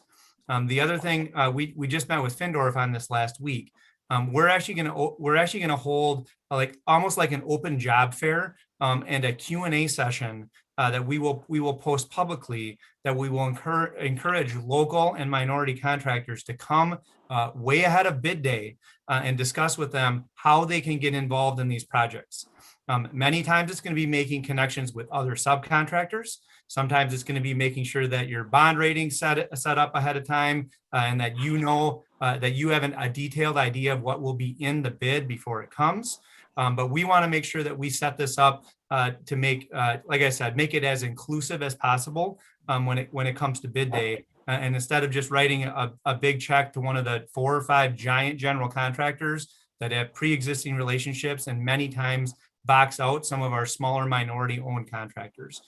So this is on our radar. I think the board deserves an update on this 3 or 4 months from now to continue to hear how this is progressing along. We will be able to tell a very clear story around the way these projects will be bid out. And we plan on giving our local, smaller, minority-owned contractors the fairest possible shake at these things that they can possibly get.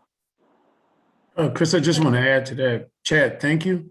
Because I've been with Chad, and as he's done his presentations, even in the community, he's talked about his commitment and our commitment to MMSD. And I've also dealt with a lot of contracting.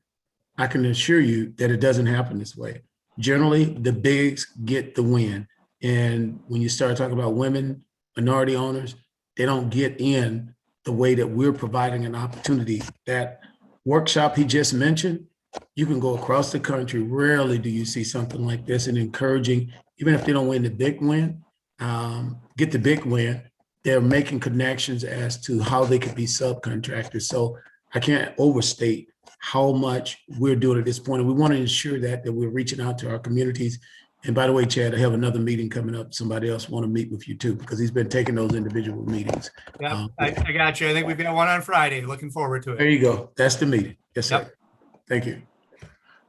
Yes, thank you, Chad, for taking that extra important step and doing this. I think it is a really great opportunity for our city.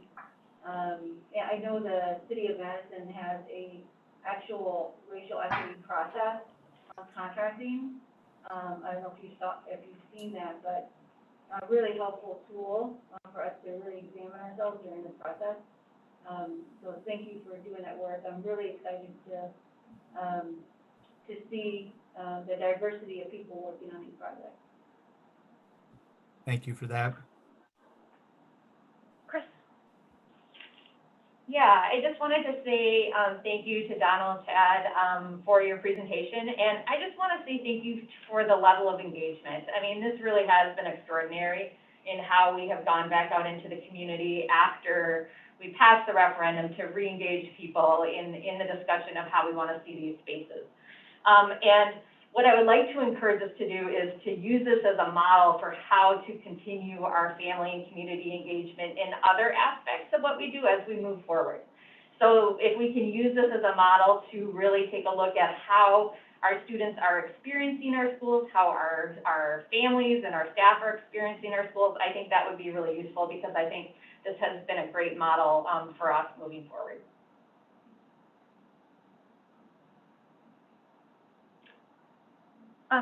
I will just maybe build a little bit off what Ollie said, but focused on the elementary school.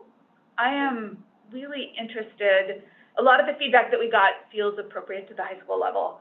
And we're building an elementary school with the opportunity to think really creatively about what it means to provide an exciting, engaging education to kids, particularly kids on the South Side, and to think much more broadly about community schools, not just as a hub of service, but a place where our approach to instruction can actually be a means to bring the whole community in.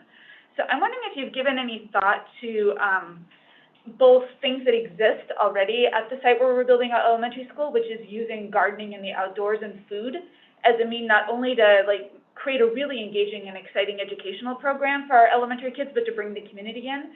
And then also, I think on the South Side, the opportunities for the arts, particularly the arts in a way that is culturally relevant to the many cultures represented on the South Side.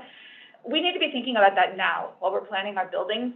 And I'm just wondering if you've given any thought to community feedback we got about the elementary school and how we can start to think really broadly about engaging education at the elementary level when we put that building in. So Chris, I think it's important to remember that there's an instructional component to the work on the elementary school that Tremaine was leading, and now Chelsea Tubbs on Tremaine's team is leading.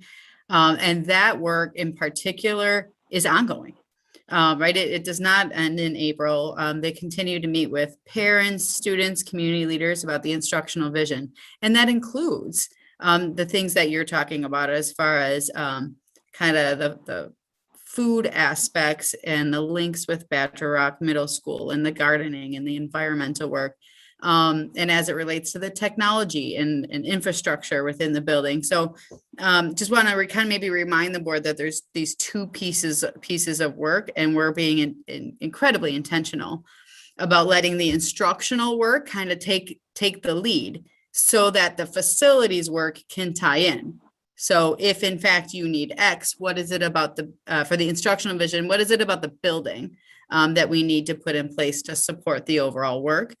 Chad will get into the details of where some of that feedback is leading into the facilities plan, but I think it's important to recognize that there's this other piece of work that isn't necessarily in Donald's research plan, which is the instructional vision of the work that's being led by the instructional team, and is really at best midway and not quite closing up in the same way we're closing some of this facilities work, and that the elementary school work certainly continues. We've got a meeting with the community coming up just next week. And could I just say one more thing, Kelly? For this project, it's important to note too, our coding this pass around didn't drill down that far, as a lot of and we were trying to highlight like overall themes, and a lot of the questions were kind of specific in nature to the broader project as a whole, instead of drilling down into specific schools. So I think if we're going to get in that process, we may do it with a more targeted, specific group of questions. But for this project, it really focused on the broad renovations and the new projects as a whole for the questions that we yielded in the 2 surveys that were deployed.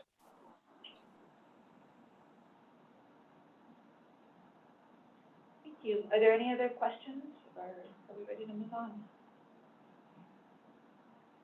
All right, let's move on. Oh, Fabian, did you have a question? No, I was going to. Okay, let's move on, please. Thanks. All right, I can take it from here. Barb, if you want to put the slideshow back up.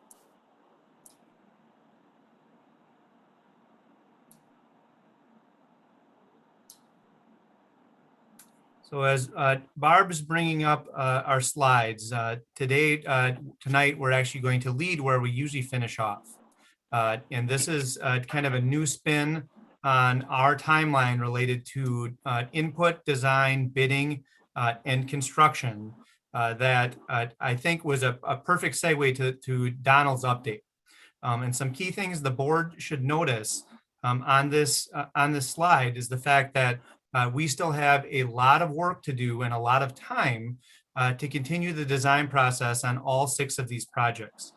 So La Follette is leading the way, and we got ourselves to a phase in the design called schematic design just this past week, where a few weeks from now, after Findorff has done another budget run, we will start to share essentially the first 1/3 of the design process back with the La Follette staff, to continue to make sure that we're on the right path as far as all of these designs go, getting us towards bid day. And the timing is almost perfect for Donald to confirm and reconfirm that we are on the right path with these projects. We'll have a chance to go through that whole report and continue to make sure that all these projects have the research that Donald did embedded within them.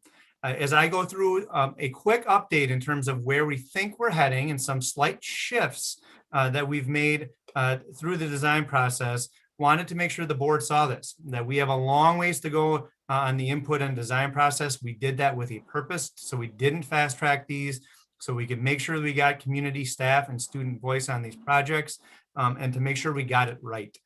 So certainly we can go back here if board members have questions around our design completion date or bid date, but big idea there is we've got some time to continue to adjust these projects.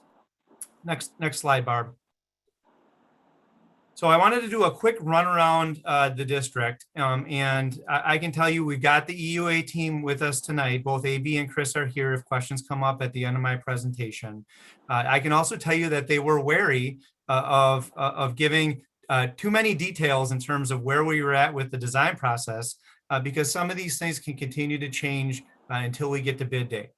So we did make sure that we included the fact that this is feedback that is resulting in potential design shifts. And we won't know this until we continue to do budget analysis and continue to get feedback and go through that feedback loop. Here's where we're at. What do you think? Do we need to change it over the next entire year as we work our way through all of these projects. But wanted to give you a quick runaround in terms of some of the things we are hearing and some slight changes that we may be making on just some of these projects. It should be said as a reminder that all of these projects, again, that we are hearing how important art and making sure that we have diverse voice and that our kids see themselves and our community sees themselves in these projects, how important that is. You won't necessarily see that in all of these slides. As a reminder, Donald told us about furniture. We've embedded furniture, new flexible furniture in all of these projects. Heating, cooling, lighting, finishes, part of all of these projects. Huge accessibility upgrades. We are going to meet and vastly surpass what's required in terms of accessibility in all of these projects. Great upgrades in terms of energy efficiency, and that we are just starting to scratch the surface in terms of what's possible with our sites. And now I'll just do a quick wrap around the district and certainly be available to answer questions. So some things we're hearing at La Follette. One, we've decided to move some of the music spaces into the existing spectator gym. This will give closer proximity to the theater, and the La Follette staff's excited about that. We've switched where we're going to put the fitness center to the other side of the newly, what will be a renovated field house at the back of the kind of the north side of the building. We are decentralizing special education. As long as La Follette has existed, the K-Wing has had a stigma back way before I was principal there, and we are excited about decentralizing special ed in the K-Wing and integrating special education services into our general education classes. And I have identified a need for actually an additional elevator to continue to make the building more accessible. Next slide, Barb. So this is an initial rendering of what potentially the new front entrance at La Follette High School will look like, with a new welcome center that will be behind that wall right there. Barb, next slide. I asked EUA, and they were reluctant to do this, but we know we're heading in this direction with many of our instructional and common spaces to give us an idea of what a flexible science lab might look like. And those are flexible, in many cases, flexible lab stations that allow for teachers to customize their classroom, the possibility of more glass in the corridor for viewing of what's going on in those labs, and an example of what a new well-lit welcome center might look like at La Follette. Next slide. In terms of what's happening at East High School, as I said, we're going to do a quick wrap around the district. We believe we found a spot for the fitness center. It's going to be located on the current courtyard on the north side of the building. We've got an idea of kind of repositioning how the cafeteria will lay out to allow for more open and well-lit spaces into the mall area. We've made a decision, at least initially, to maintain music spaces above the cafeteria for a variety of reasons that will support instruction. And we've worked with the La Follette staff and administration.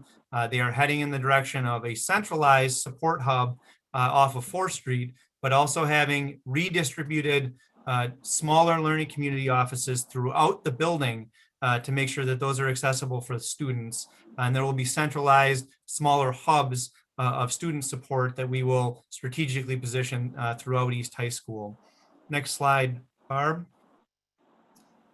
Just a couple of examples of renovated fitness centers that EUA has recently gone through and done, and a well-lit cafeteria space that will exist with a big, open, amazing cafeteria that will be off 4th Street at East High School. Next slide. Couple things as we go one layer up, some of our flexible, well-lit music spaces that easily could exist on the 2nd floor at East High School, and an example of what a student services area or a library media space might look like when it's completely renovated and we walk away and have all the finished work done. Next slide. As we work our way through the 3rd floor of East High School, again, a possibility of what a science lab may look like. This is a little bit more with centralized lab stations that may be necessary in some of our East High School spaces as we work our way through design. Next slide. As we work our way to West, and I should say some of these are a little further behind than what you may have seen at La Follette, but definitely some themes we're picking up in terms of slight shifts we think we're going to have to make. West still teaches a 0 hour when we're back in person, 0 hour science class. So we know there's going to be a need for at least an additional, if not 2 additional science labs on the 3rd floor at West High School. A common theme we're seeing at the high schools is supporting these smaller learning communities with the neighborhood model throughout West High School, and EUA is delivering on that. We have some vastly simplified circulation patterns. If any of you have toured West or are familiar with West High School, I personally think it is the most difficult high school we have to navigate if you are a community member or a student. We've identified spaces for additional classrooms. We know West continues to struggle with enough instructional spaces, and we have redefined accessibility locker rooms. Back to Ali's point, is not just in terms of making sure that they are accessible to students in the traditional sense. We always think of handicap accessibility, but also gender accessibility, and making sure that those are positioned appropriately in terms of our new gym space and placement next to our new turf field. Next slide. I'll pause here a little bit because I know many community members are interested in this. This is hot off the press. We will be sharing this with a smaller group and then a larger group of West community members in the coming days and weeks. This is the first rendition of what we think Ash Street might look like. Off to the left there is the new addition with a new welcome center. And you can see Regents kind of peeking through the trees. We believe that this is a great tie-in to kind of the historic Ash Street side, along with and kind of paying homage to that historic architecture, but at the same time updating that new welcome center and new addition. You can see even on the 3rd floor there, EUA took the extra step of making sure as much daylight was preserved on the existing Ash Street side as possible. So we're excited about where this is heading. Next slide. This is the first rendering of what we think the pool and gym addition along Regent Street might look like. You can see there that we actually at one point had a 3rd story addition. This we think will tie in nicely to the existing elevations at West. You'll be able to see that Regents driving down from east to west down Regent Street. We think it will look great tying into the existing building. Next slide. Just a couple other slides at West High School. We are redoing the old middle school gym. So that top picture is an example of classroom space with breakout collaboration space between those renovated classroom spaces, and then a possible rendering of what that new pool might look like. Next slide. We go up one level. There's an example of some more classroom spaces, again, with the possibility of some breakout collaboration spaces. And then up top will be the possibility in terms of what that new library media center might look like, along with some smaller student breakout centers enclosed within that space. Next slide. As we move to Memorial, Memorial is the furthest along, the furthest back. They are coming last on bid day.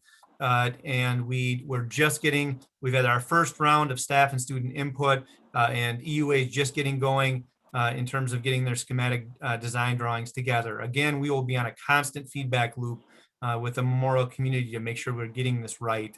A few big themes we're hearing from Memorial: enlarging the space around career and technical education, the potential for a need for a little larger student services space, and again, grouping staff and student offices to make sure that we're putting the pieces together for student collaboration and making sure that students feel like they've got a home when they need to meet with certain groups.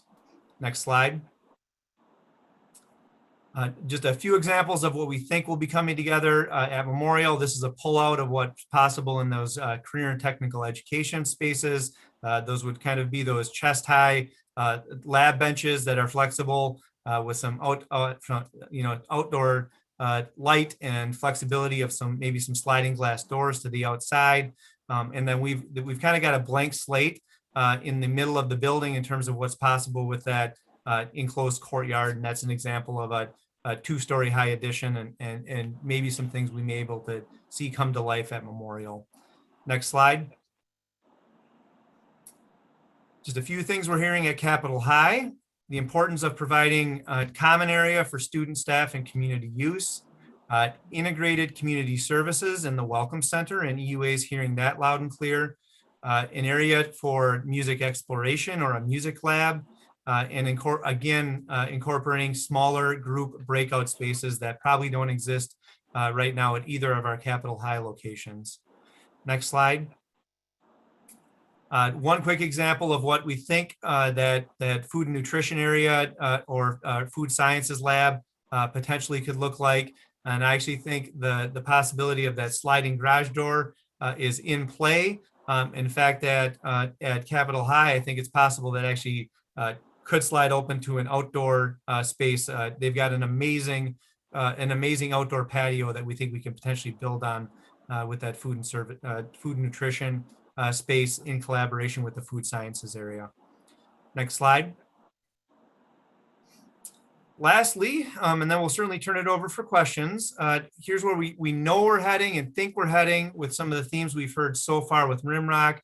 To Kelly's point, we actually have another input session coming, I believe, in just a few days here for another round of community input. And we're really just getting started with the Alice staff and the Badger Rock staff in terms of what will happen on the physical side, because they're kind of coming last, and my timeline kind of showed that. But some things we're hearing on initial input sessions: organize and provide access for community use and services. Chris mentioned that in her comments with some of the things she heard from Donald. Again, build on and maintain environmental and sustainable theme and build on its attributes. Provide small group spaces, and I'm going to show you that on a drawing here shortly, and build on and potentially have STEM spaces and maker spaces that don't exist at some of our elementary schools or won't exist like they will look like on the south side. Next slide. So this is a slightly new drawing that the board has yet to see, and we'll continue to share with the Alice community and the Southside community, but seems to be the direction we're heading. And it's got a little bit more detail that we're excited about. So we heard loud and clear the need for likely 4 distinct entrances on that first floor at Badger Rock. Community access during the before and after school, and a bus access to the north, an elementary access to the west, a middle school access to the south, and tenant and receiving area, which makes it pretty unique to the east side of the building. A few other things just to call out on this drawing that we've got. We believe we have the way the EUA has designed it. We believe we'll have the ability to have some smaller collaboration and breakout spaces off our standard elementary school classrooms. We will have a welcome center that will also have first floor access to community resources. That's what you see in the blue there. Again, Badger Rock and Alice, both in the south side of Madison, for that matter, excited about that new addition that will be a gym in green. And in the middle of the building, it's a little hard to tell, but we're going to have a new expanded cafeteria build on the already large cafeteria space that exists at Badger Rock. And we're going to have an enclosed courtyard. So we really believe that there'll be kind of a hub of community use and community availability in the middle of the building that will be available before and after school. Next slide. On the second floor, this is just an example of potentially what a brand new LMC space might look like on the north side of the building. We'll for sure have windows on 3 sides. We think it's going to be an absolutely amazing space. And we're heading in the direction of a decked out elementary school science classroom that will build on that sustainable and environmental theme that is already in place on the south side of Madison, certainly on the Badger Rock site itself. Next slide. So I think we can pause here if you want. I'll go quickly through next steps, and then Chris, I'll turn it over to you for questions. So we are going to continue external and internal engagement sessions on Rimrock. The staff and students are along for the ride almost on a daily basis, like I said, with all of these projects. We'll continue to provide this feedback to EUA. That's what we're kind of calling our core team, and promise to continue to communicate updates through newsletters and through updates to our website. This presentation will immediately go updated on our website to make sure that the community continues to have the resources they need in terms of progress we're making on these projects. So again, I do have AB, Brandon, and Chris with us if specific questions come up around my presentation. And so Barb, I think you can probably take it off the slideshow. And we are here to answer any questions that the board might have. Thank you, Chad. Questions?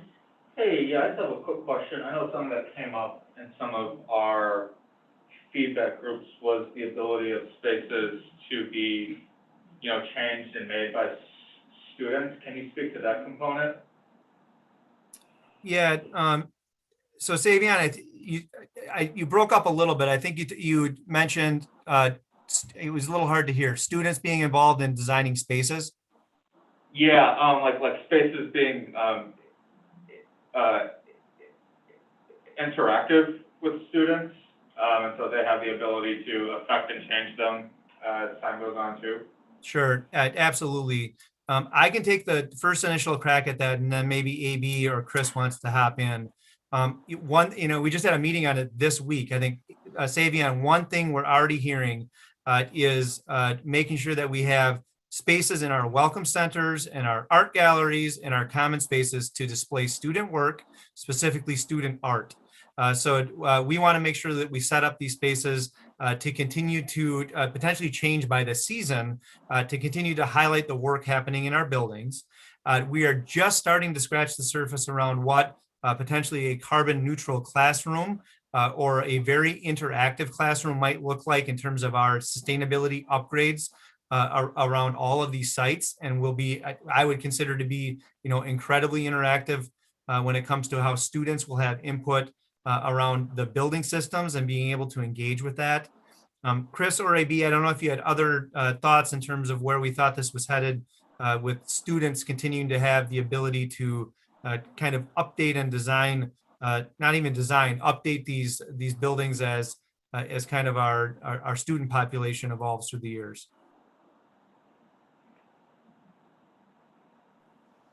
Sorry about that. I think we can create infrastructure for students to sort of own over the years. If that's the way the district would like to pursue certain spaces. I think one of the easiest ways to think about it, though, is that today students control their learning, and they control the environments that they learn in because everything is at the palm of their hand. And a way in which you can really support that is through the furniture that you use and allowing students to not only reconfigure and take over the classroom to do the things that they want to do, but also, as Chad pointed out, some of the objectives that we're trying to achieve in these projects is to create those types of learning spaces and breakout spaces and small group areas that the students can ownership over, and with good furnishing to support those areas, they will. So I think that's another way in which they can continue to evolve and take ownership over the buildings and use them for their learning. Yeah, I think Chris is absolutely right. Furniture today is far more mobile, and it supports the learning modalities. Learning today is not linear. You're not all sitting sort of in rows all the time. That happens very rarely. It's very experiential. It's not just lecture, but it's activity-based. So the furniture supports that, and students can move things around, create small groups. They can work alone, they can work in groups. Earlier on as well, Chad was displaying some of the small group areas. So these designs are going to support not just classroom type instruction, but enhanced instruction in these SGIs, as we call them, small group instruction. So what Chris designs then are different modalities where groups of 2 or 3 can sit with an assistant or a teacher. High degree of visibility, visual connectivity between these spaces breakout areas, and then literally the entire school trying to create such appetite, with not just the way space works with the interior furnishings, the color, the proportion, but just the ability for students to personalize. I've been for 4.5 decades an advocate of student art and displaying student art. Let's celebrate not just the athlete. I'm an athlete, lifelong athlete, but I'm also a lifelong artist in the sense of being an architect. So having these spaces to celebrate a musician, a poet, any activity that a student chooses to move into, that's what we are trying to design these buildings. And I applaud Chad, Chris, Brandon, and the team for the level of engagement and listening. And that's what we're hearing. We're hearing things that we've researched and hearing new things to add to our vocabulary of learning. So as Chad says, this has been a very exciting time because the team is able to take it to yet another level. And these schools will be malleable. We're going to respect the past, but we're going to forge the future. What we're hearing is, how can I see myself in the school? And that can be done through artwork. It can be through displays, welcome centers in various areas. So much work still needs to be done because, as Chad alluded to, these projects are on a staggered schedule. And largely, by the way, to promote the small bidder being able to go after it. As Chad alluded to, if all of this was being bid at the same time, that opportunity would be lost. So please know that the staggered schedules were intentional by you, and we think it's wise. And it's also giving the team an opportunity to focus. The core team is able to go from one project to the next in a given week. And many, many engagements occur every week. But yes, I think that the team is really creating spaces that will be highly personalized as never before in these schools. Thanks for that, AB. I guess before we turn it back over, Savion, room 327 at East High School, where I started in 1998, has looked the same since the mid-70s. 6 lab stations at the back and 5 rows of student desks. And it will be turned on its head when these things are done. There'll be lab stations you can roll all over the place and flexible student seating. There'll be an infinite number of ways that staff and students will be able to redesign them to meet their needs. So I guess we'll close out with that unless you have other questions. Sorry, I just have one more question. Yeah, go ahead, Susan. I think one of the more exciting aspects of the referendum was the focus on the environment and making sure that we're carbon neutral by 2040, and how these buildings will be ecologically sustainable.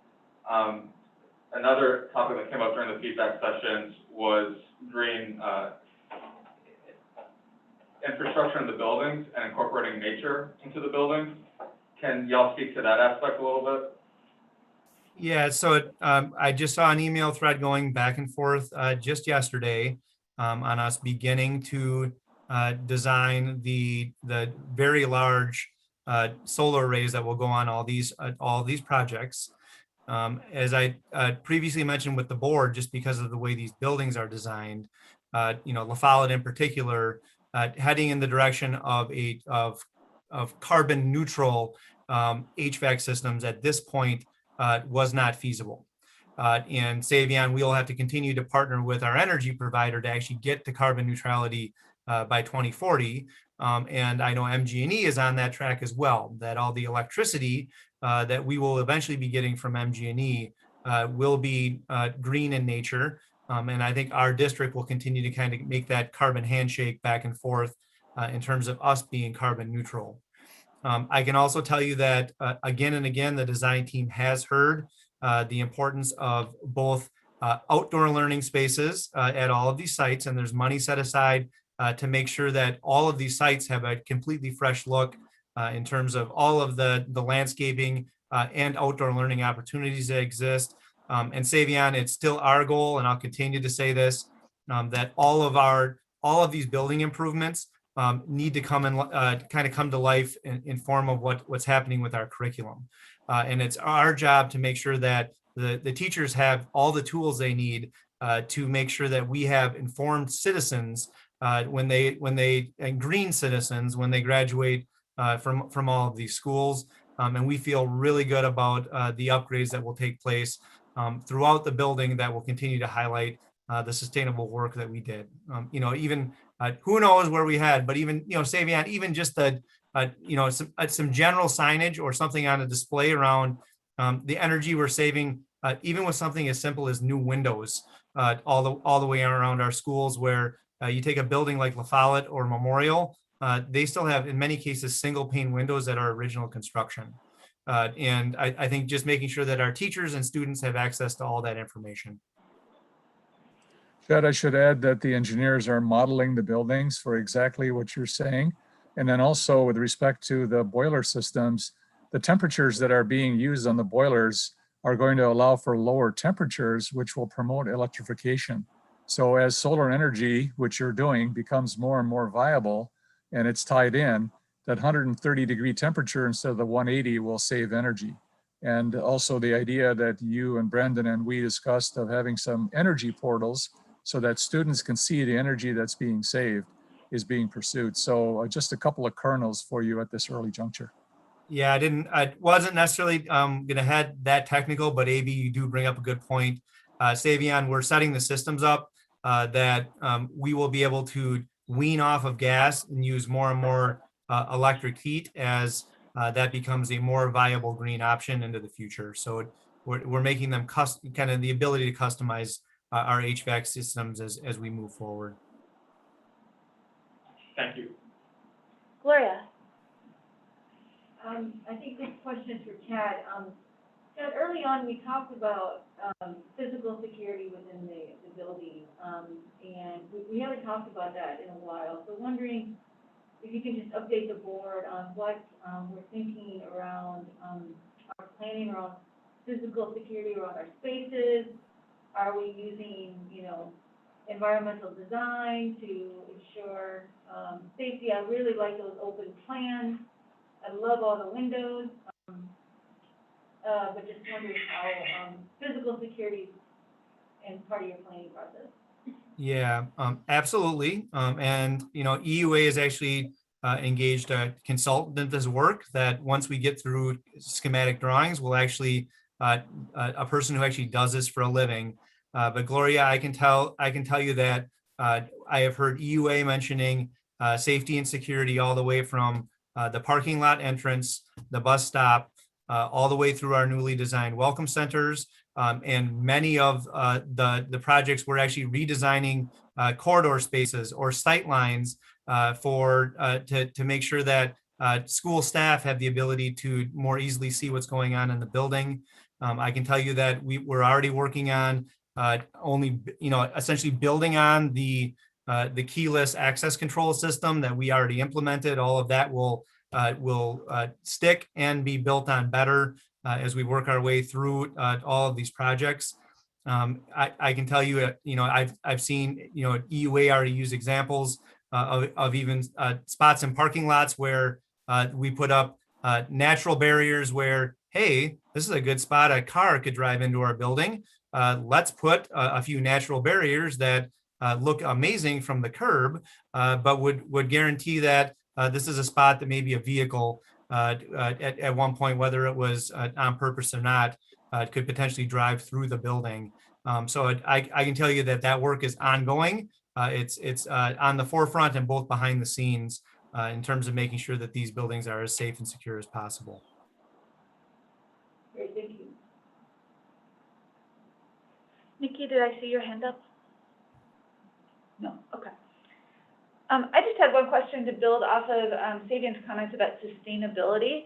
Another piece of sustainability is making sure we're not sending stuff to the landfill, that our flooring choices, our furniture choices are durable and last a long time, and we don't, create waste and having to replace, not durable products. I wonder, just thoughts about, have we budgeted for high quality flooring and furnishings so that we meet that side of sustainability?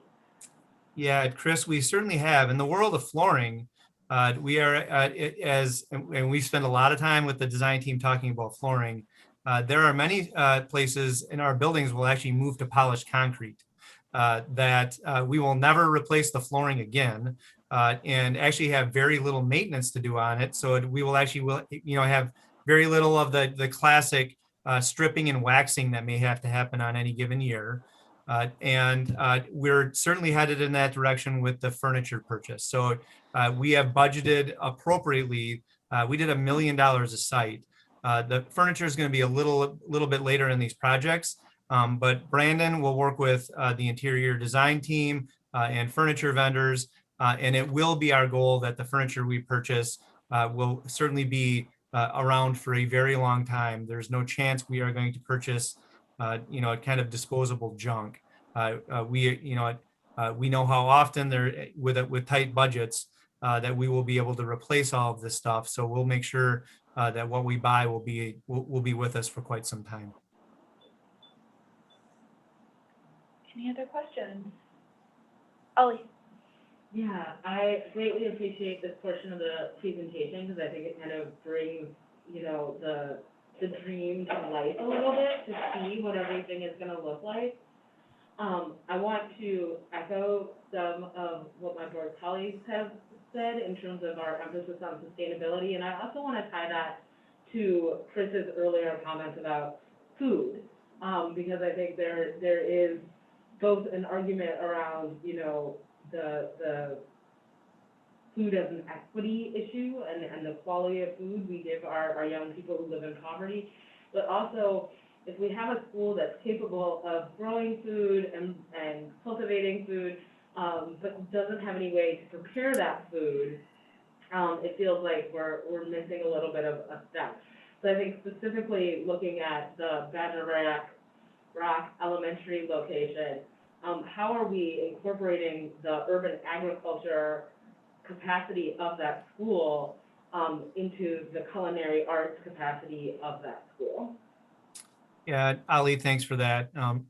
I've had multiple conversations with Steve Youngbauer around the fact that by the time the new Southside School is done, we want to prove that there's potentially a different way to do food and nutrition at all of our sites, and we can use that as a pilot to prove that it's both sustainable and we can balance a budget because we know that's always a factor.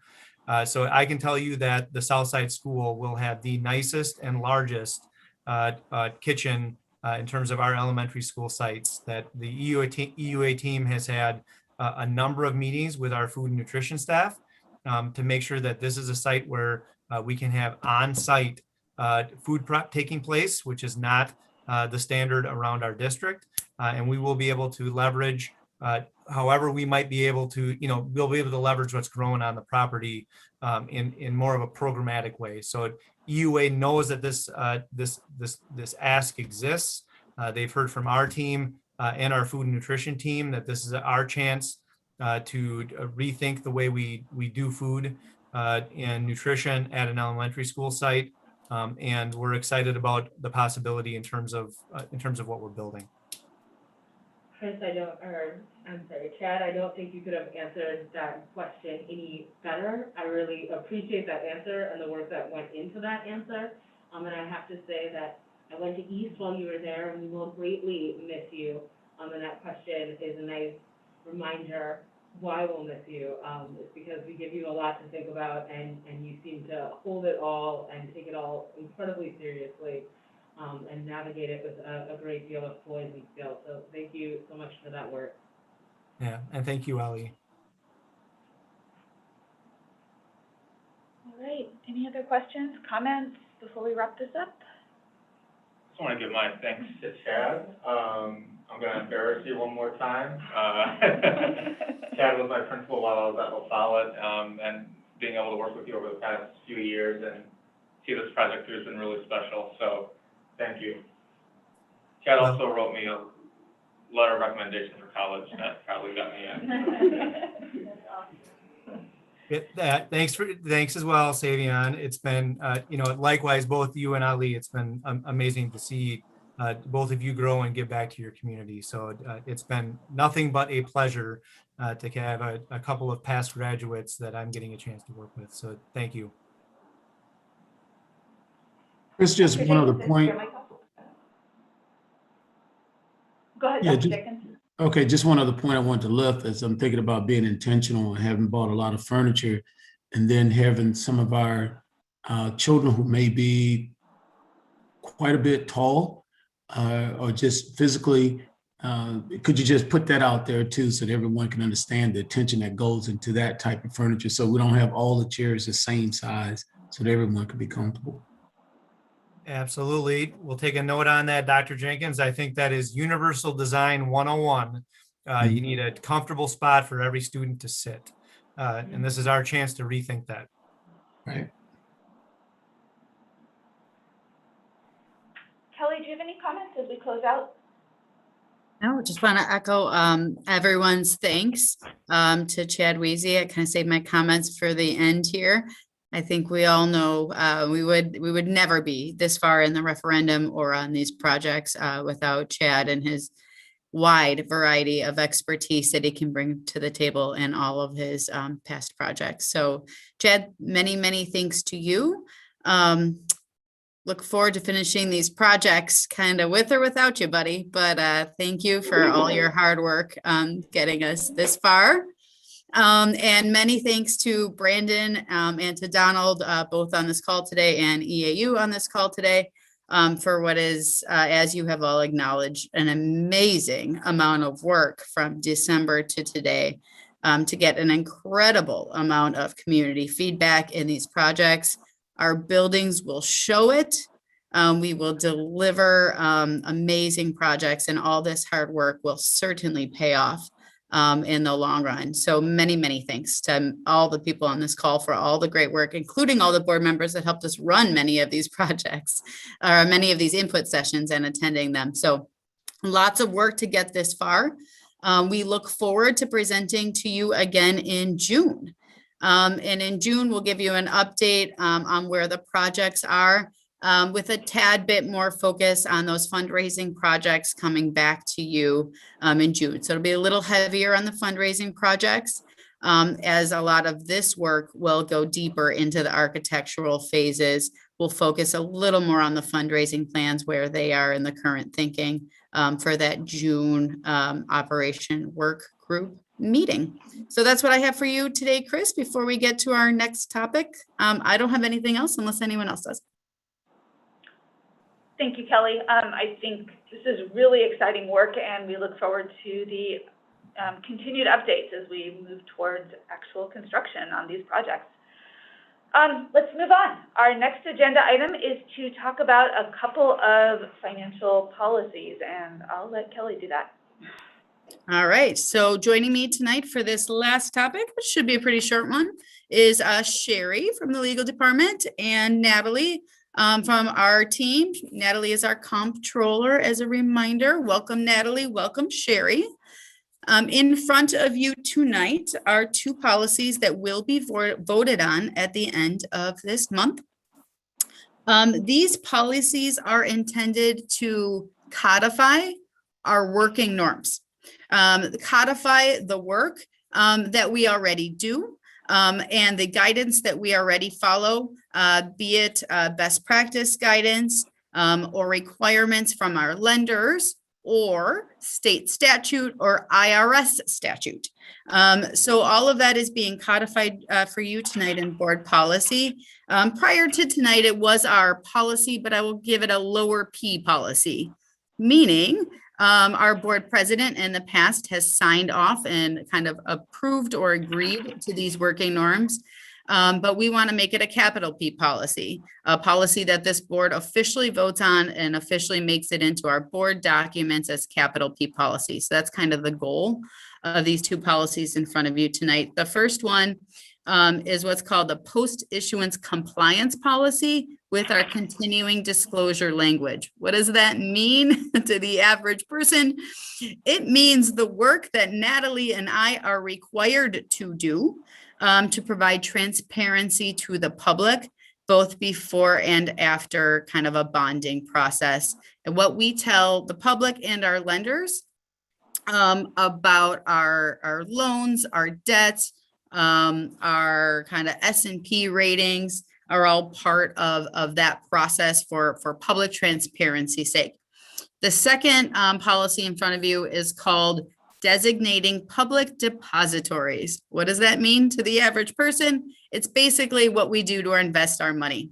What risks we can and can't take is controlled by this policy. So obviously, all of our investments are invested in very publicly identified entities, well-trusted entities, and our investments are not risky. They're very low risk as it relates to investment policies. So those are the two policies. There's not a ton of room for edits, as Sherry might mention, because these are largely required kind of languages. But obviously, it's a lot of technical language, and we can certainly answer questions or clarifying any of that technical language, which is why we have the technical team here. Sherry, did I miss anything from your perspective? No, Kelly, I think you hit upon all the high points, and the key to this is that these are policies that we are required to have. I think in the past, when we were doing this work, people allowed us to do it in the way we did it because they knew the district and they trusted the district.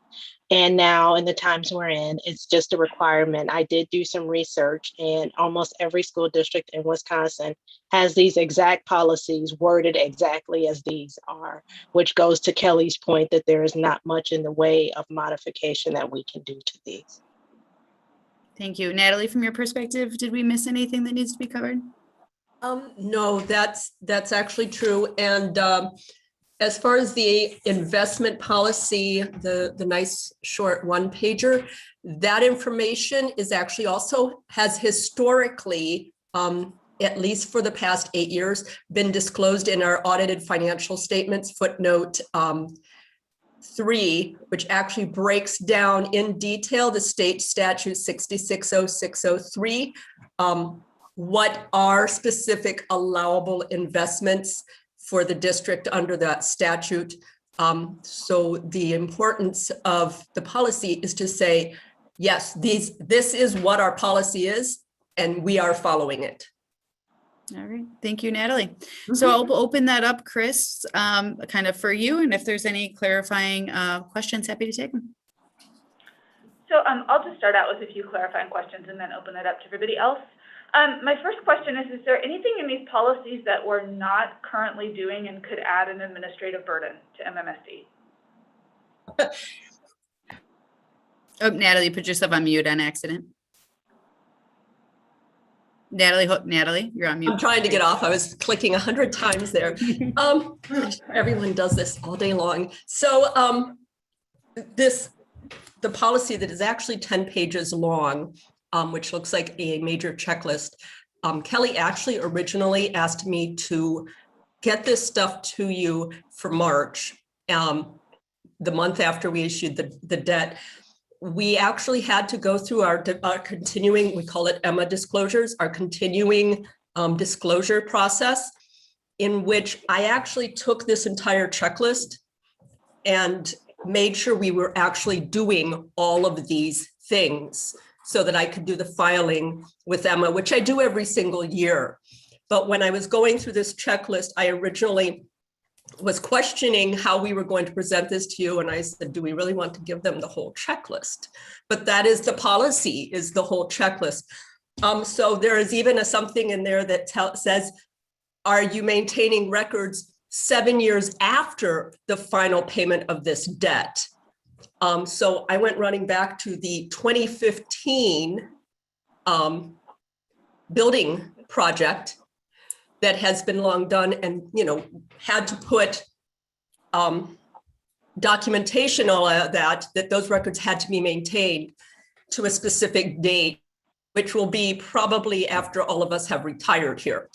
But to that extent, I actually went through every single one of these procedures and made sure that we had documented how we were going to be in compliance with this and what we had done to make sure it was going to happen after, any of us retired.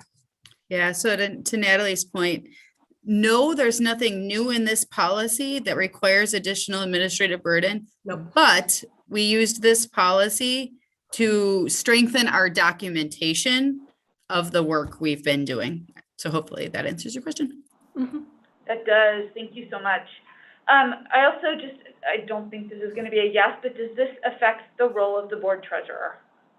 No, good question. No, it does not. Barb has a really tight process for how we work with our board treasurer, and the kind of authorities the board treasurer hands over to us kind of through that process. So we continue working with Barb and the board treasurer through kind of the standard working process. Cool, thank you. And my last question is, I'm just curious where this is going to fall into our policy of sweeps. Like, are we going to get this as a numbered policy by the time we vote on it? So actually the numbering happens after the vote. We put it in with a number. I'll work with Kelly to come up with the best place for it to go. And then it will be posted to board docs with the actual number. Okay, thank you. Are there other questions or clarifications? Chris? Yeah, thank you. I had the same question about where it would fit into our policies, if it would go into the operations side, the operations suite, because it just seems so different from all the other policies and how they're written. And Sherry, you said that almost every district has this. Where does it fit into like other districts' policies, how they align? And Yeah, Chris, how they we have them have organized? a suite of policies that kind of affect the work we do up in the budget and finance office, including like the fund balance policy and things. So I certainly see it fitting on the operations side, kind of near the suite where the fund balance policy, for example, might fit. Like there's an auditor piece too in there. Okay. I guess my other question is, are there other financial policies that are needed that are currently missing? Are there other things that are similar to this that we might need to do? Not that we are aware of. This one was identified by bond counsel when we went through the financing process in January. And as a team, Natalie, Sherry, and I decided it was important to kind of follow that advice and turn this into a full policy. And then I guess I would just like to suggest that we had it on the agenda, I think, as a special meeting last month, that we can somehow, as a board, have a discussion of our policy on policies. We as a board have a policy on how we're managing our policies, and to figure out how to manage, the responsibility that we have for creating and modifying and clarifying the policies as needed and as things come up. And, in our policy on policies, there was a 5-year cycle for reviewing everything.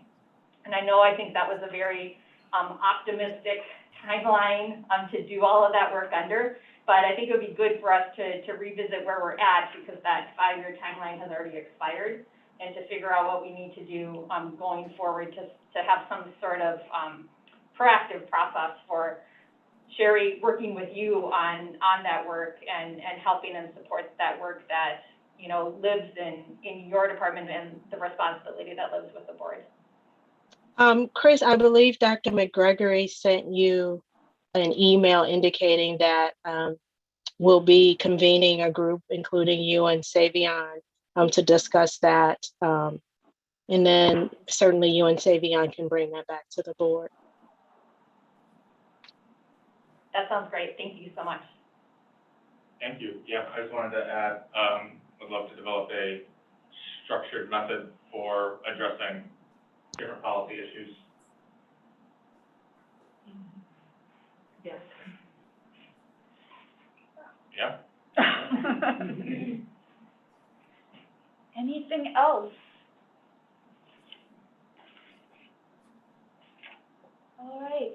Well, before we adjourn this meeting, I just want to acknowledge that this is Gloria Reyes's last night at the table with us, which is bittersweet. And Ollie, I'm going to hand it over to you. Yeah, so Gloria, we have a token of our appreciation for you. And I wanted to say that you were an incredible president and leader over the course of your first term in this 3 years. you. We cannot thank you enough, and then I want to pass it on to my fellow board members. We wish you nothing but success in all that you do, Gloria. Thank you so Thank you. much. This is beautiful. Wow. See, you can embarrass me, I try.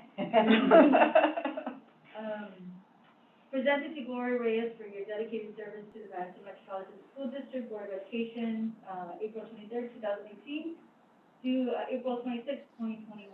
President, May 20th, 2019 to April 26th, 2021. This is beautiful. Thank you so much. Wow. Amazing. Thank you. Beautiful. Anybody want to? Yeah, I'd just like to add, I just want to say thank you, Gloria, for your leadership. You have led with grace and conviction and determination to serve the students and the families in this district. And I will say that it has always been clear that you are not interested in just talking about change, but really trying to figure out how we are going to drive action in our schools and at the district level to make a difference for students and families. So thank you. It's been an honor to serve with you. Thank you. Yeah, I'll go. I have learned so much from you, Gloria, and we have been through some challenges since joining the board. Really? In 2019, and the way that you've just kind of corralled the whole board, whether it was COVID or the removal of SROs and leadership on the referendum, you have overseen some transformational moments of this district, and it's been an honor to learn from your leadership. So, thank you. Thank you, Dana. Yeah, when our cohort of board members got started in 2017 was the same time you became president, and it's been a roller coaster ride since that day we all swore in. It's been nonstop, and you've handled it with, calmly and with grace and professionalism. And I'm going to miss working with you, but I wish you all the best as you move on to whatever you want to do next. I love being your vice president, Gloria. Thank you. Great. Well, it's been amazing. It's been an honor for me to serve with each and every one of you and former board members. It's been really difficult. We went through some difficult times, there's no doubt about that. But we came through it as a team, right? I mean, it was us as a team, but it was our administration, it was our school leadership, it was our teachers and our staff, and our students. I mean, as you recall, our students, who came to protest here in regards to the firing of a security officer at West High School, really have led us to change. And so, but we always centered ourselves around our students, and that's what was so enjoyable in working with you all and our staff and our leadership team. I also just wanted to, I know I said this last time when I thought it was my last meeting, that I want to thank the voters who elected me for 3 years, for having the confidence in me to do this job. And so I hope it makes you proud. I think, sorry.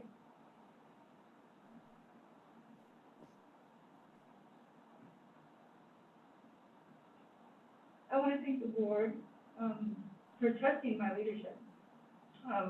You guys really just, you trusted in that I was going to make good decisions, and we never backed down from that, and really worked through some hard times. I want to acknowledge the school principals, our teachers and our staff, who have been through so much this past year. Thank you for all you do for our children and education. I want to thank Barb. Barb is amazing. Barb does everything behind the scenes. She is just, I remember when I first came on board, she was really just transitioned. She transitioned all of us, and she really who's really just a trusted, so valuable to the board in our, school district, MMSD family. So thank you for all your work, Bart. Thank you, Gloria. And Dr. Jenkins, we are so, I mean, I am just so, we are in good hands with you. I have never been so optimistic, for the future of our children in MMSD, particularly our Black and brown children. Well, thank you, and I'm so looking forward to all the great things that you will accomplish and the entire board. Thank you. Thank you, Gloria. Dr. Jenkins, did you have any words you want to say to close us out? Yeah, wow. You asked me after Gloria, right?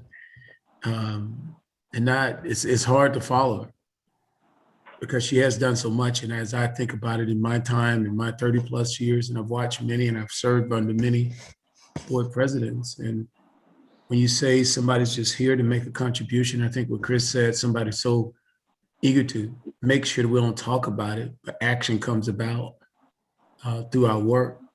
There was no one who pounded the table more to say, what are we doing for our most vulnerable children? Come on, we have to get the strategies together. We have to get a, Wi-Fi. We have to make sure they're fed. And she was about it every day she came. And I was so honored from the day that you guys took a chance on hiring me coming here. And I'm very humbled to have worked for her and as I am with this board. But I will miss Gloria Reyes, and I'm going to be here as I know that she's going to make more contributions, not only to our city, but to the state as she take on other leadership roles.